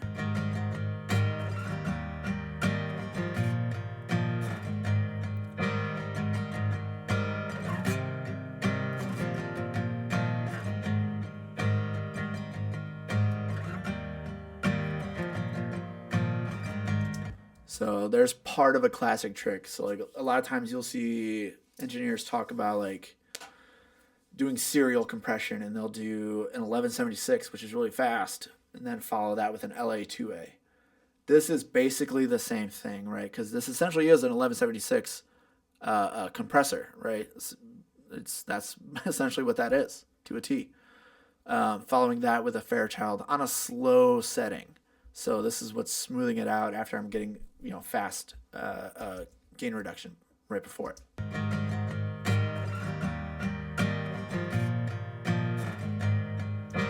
right? And like now we're not just catching the peaks, we're kind of living in like a world where half a dB at least is always kind of happening. Love that. Followed by Avalon. This is another really cool piece. This, to me, the EQ at least is like very similar to the Manley Massive Passive, mostly for this top airband, right? Like the Massive Passive goes to 27K. This one's 32K, but boosting this can sound really great. Again, I just came out with a video where I was doing this on the lead vocals. I think, or maybe I tried it when I did something different. Whatever. Again, though, doing a little bit of compression. I see slow attack. I see fast release. So I have fast, fast, and then I have slow, slow. And now I have slow attack, fast release on this last one.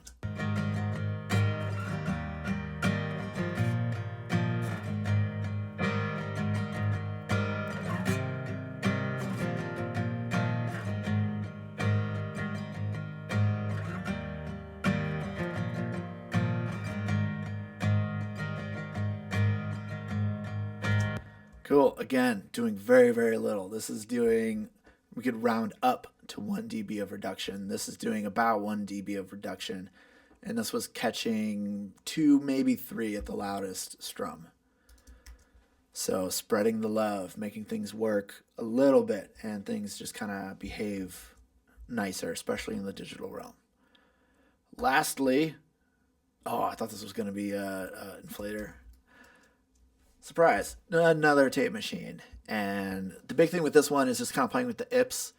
7.5 can get a little crunchy, a little too farty, spitty sometimes. And then just tweaking the input to kind of hit that sweet spot again around -1.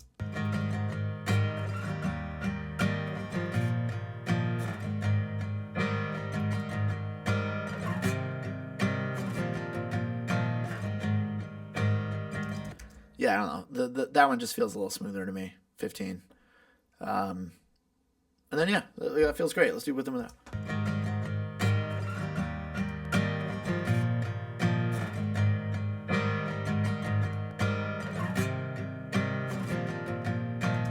So for me, this kind of smooths things out. Like it almost kind of shapes the mid-range and the top end in like a pleasant way. Almost like a little bit of a scoop, like a Poltec kind of thing where you're putting a little bit of a smiley face on it.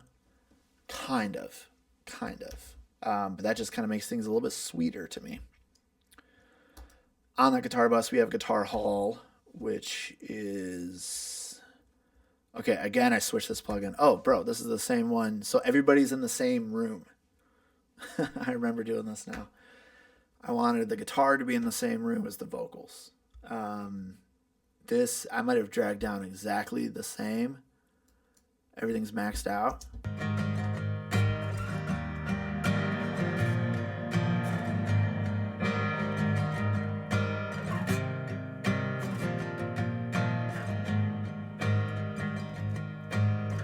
Yeah, again, I think it sounds so cool. A little bit more wet reverb, but that's just not the vibe of the track. So, okay, great. We don't need it. Moving on. Let's get to this double guitar that she recorded herself at home later on because she felt like it just needed something else.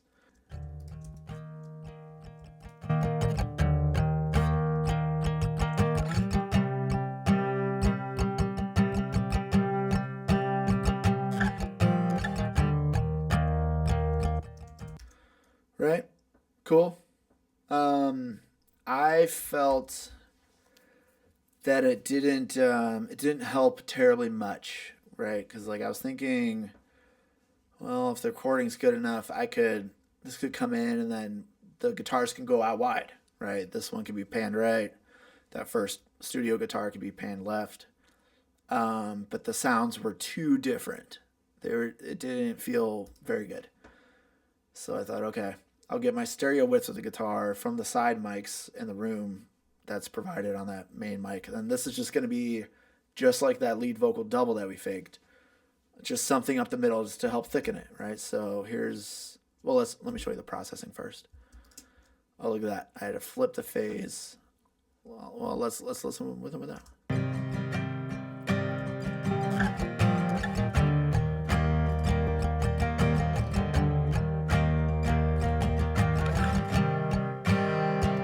it just lacks detail otherwise. So that helps. And then I am faking stereo. Okay, so this in addition to the side mics over here are giving me stereo. So let me take those out.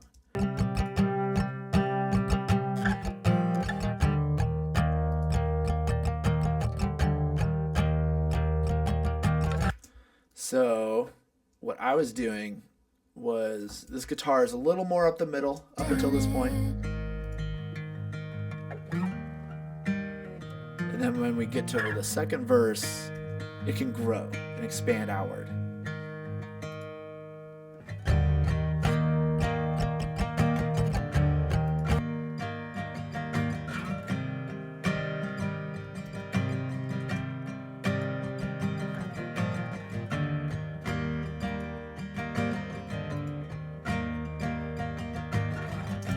Right, it's subtle. It just kind of helps thicken things up. Right, I could honestly do probably just fine without that track, but she sent it. I used it. I made it work. And then just like that lead vocal up here, right, in the small part. Out of that, and when I'm back in Chicago, I feel it. That double goes away. Same thing here. Out of that, and when I'm back in Chicago, I feel it. Another version of me that was in it. Oh. Right, like this could be a little bit of a build up back into that downbeat with the big note. But that little breakdown right there, one voice, one guitar. That's exactly what that part needs, right? Let that hang. Pay attention to the arrangement, the clues, all that normal shit I'm talking about. Same thing with that fader, right? I just kind of find a sweet spot for it. A little too much there.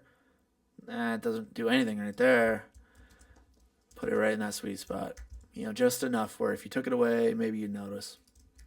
So both of those guitar buses go to my guitar Sum IDX. Holy fucking shit, do I love this thing. And here's one more instance where after that first round, she said just kind of thicken it up, make it a little darker, a little more full.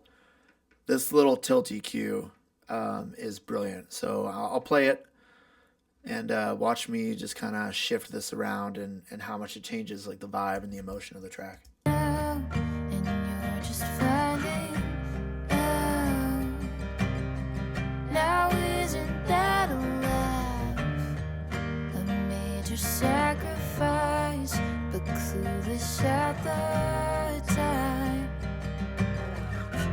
And to Caroline, just trust me, you'll be fine. And when I'm back in Chicago, I feel it. Right, just that little bit to the left just kind of makes it a little bit darker, a little bit more round seeming. And that's like you heard, like it sounded good like this, like it didn't sound bad at all. It didn't sound bad at all like that. I just found a sweet spot that worked well for me in this track, and blah blah blah. And you're just finding out. Now isn't that a laugh? A major. Again, this is such a good magic box, kind of like the inflator.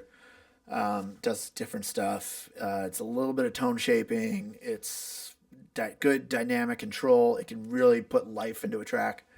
It could also really suck the life out of a track if you take it too far. But amazing little box. I love that thing.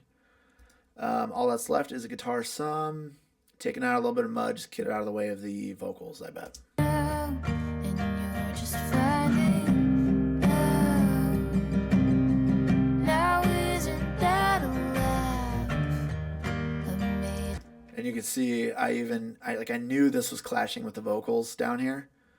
So I loaded up the that same plugin that's on my lead vocal, this one here, just to see visually like exactly where, And you're just finding. like all that right there, like that's just too much, right? So lead vox Sum, I'm saying pre-post lead vox Sum, that analyzer here, Pro Q4, man, love it, love it, love it, love it. So helpful. Great. One other thing she said to do, if I felt so inclined, was to make a pad. So I did. Yeah, it might be in a different session, like my mix prep session, that I kind of made this pad. Let's listen to it real quick.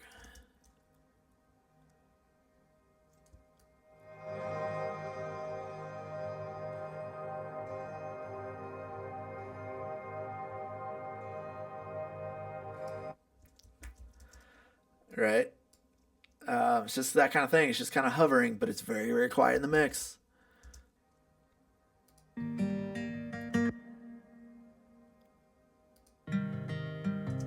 It's one of those things, kind of like the vocal pad that I had. Just like this works in conjunction with that. It's the same concept. Where if I took it away, you would miss it and things would feel naked and kind of fall flat. But you don't really hear it in there. You maybe hear it at the most at the very end here, like the tail. To the end of beginning, goodbye, goodbye.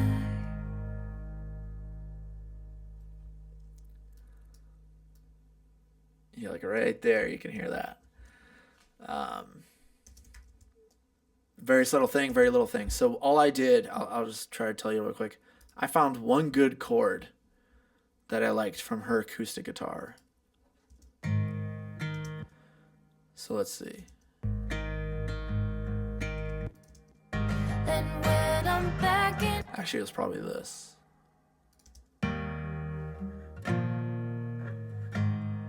Yeah, that tonic, the one chord right there. I bet I took that, came out way after all this, and did some audio suite, and just kind of committed the audio and made some crazy shit. So I bet I fed that into a delay, which maybe was like a reverb, maybe it was like Valhalla Supermassive, but just make like a big, long, spaced out thing, right? And then I just committed that audio, and then I'm affecting it even more. This plugin is sick. This is free from Eventide. Go get it. Yeah, this thing's fucking nuts. It's nuts because you can tune the reverb essentially, right? Like you're tuning it to the key of the song. So what fucking chord is this? D sharp. I got C. So okay, C minor. I'm doing C minor, right? There's your E flat. It would be. So C minor. Okay, I'm in the key of C minor. Check this out, and I could choose how much of the chord I want or how much not chord I want.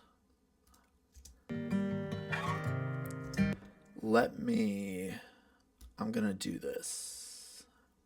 I'm gonna take the automation off for a second so we can hear this. And I'll get rid of the guitar.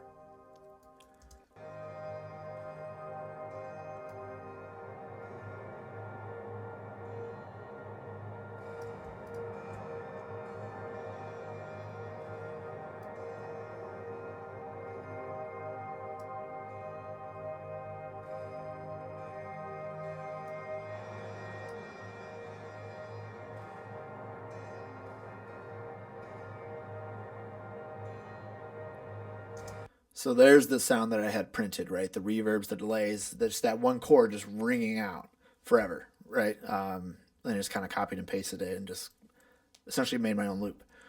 So that's the OG sound that I had. And then using this temper thing, let's see if we can get it back. Yeah, right about there.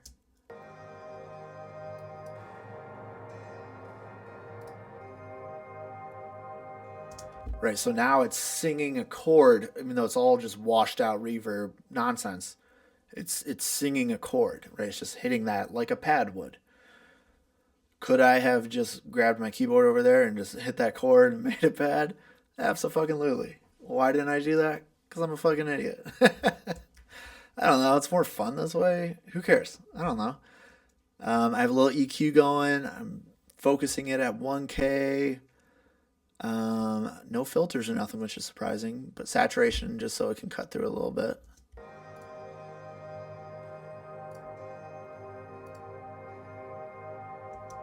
Great. It's a big, wide, floaty thing. And now we'll read. and tuck it in under the mix. That's it, right? So it's up a little bit higher until that first verse hits, which is right here. Then I can pull it back a little bit. Come up in the chorus, come back down in the verse, come back up in the chorus, push it in the bridge until it all kind of falls and everything shrinks up and gets intimate for just her single vocal guitar moment. And then it comes back and it follows that guitar swell right here for the double. So that way when we hit this note, it feels bigger. I wanted it to happen here and not here. In Chicago, I feel another version of me that was in it. Oh, I wave goodbye to me. Right? A subtle little thing, but it makes a big difference. Then you just kind of fade it out. Easy. It's a pad, right? Done. Okay, guys. That's it. That was it. What else can I say about this? It's a lot of little tricks. It's a lot of little tiny tricks. That's how you get something good that feels right. A song like this that has such a minimal arrangement. I'm really thinking about contrast, section to section. And really the trick is like automation, like just making things feel like we're going to a different place, right? That's just volume of vocals. That's just the panning of the vocals. It's all about just going somewhere different. That's all I'm trying to say. And keeping things really fucking simple. And like, I'm not using any compression on this vocal. If you want to be a dick, you can argue that soothe is compression. But no, it's more of a dynamic EQ than anything. Although it is giving me something similar. Any fucking ways. I don't care. Dude, yeah, it's all just little moves and just being smart. And all these little things are accumulating. I'm getting gain along the way. I'm getting, so when things hit this point, they should be hitting no more than -1. Just one more team. And then I just know that I'm hitting here. Again, on this meter, I want to be at like -1. I just know where I want to be here for my compressor. -19, like that. Like that. I'm back up at like -8. Yeah, I got my template really kind of set up in a way that just makes itself useful to this. But again, there's a lot of things like this that are in my template that I just said, fuck that. Like, I've never had this few plugins on a vocal before. A lot of it was taking the time, doing the editing. There was actually quite a bit of editing just to lock things in. Because if I didn't do that, then it doesn't matter what the fuck mix moves I'm doing. The emotion wouldn't be right. You'd hear something weird, like a bass note that just gets plucked weird, and it would be too distracting, and it would take you out of the song.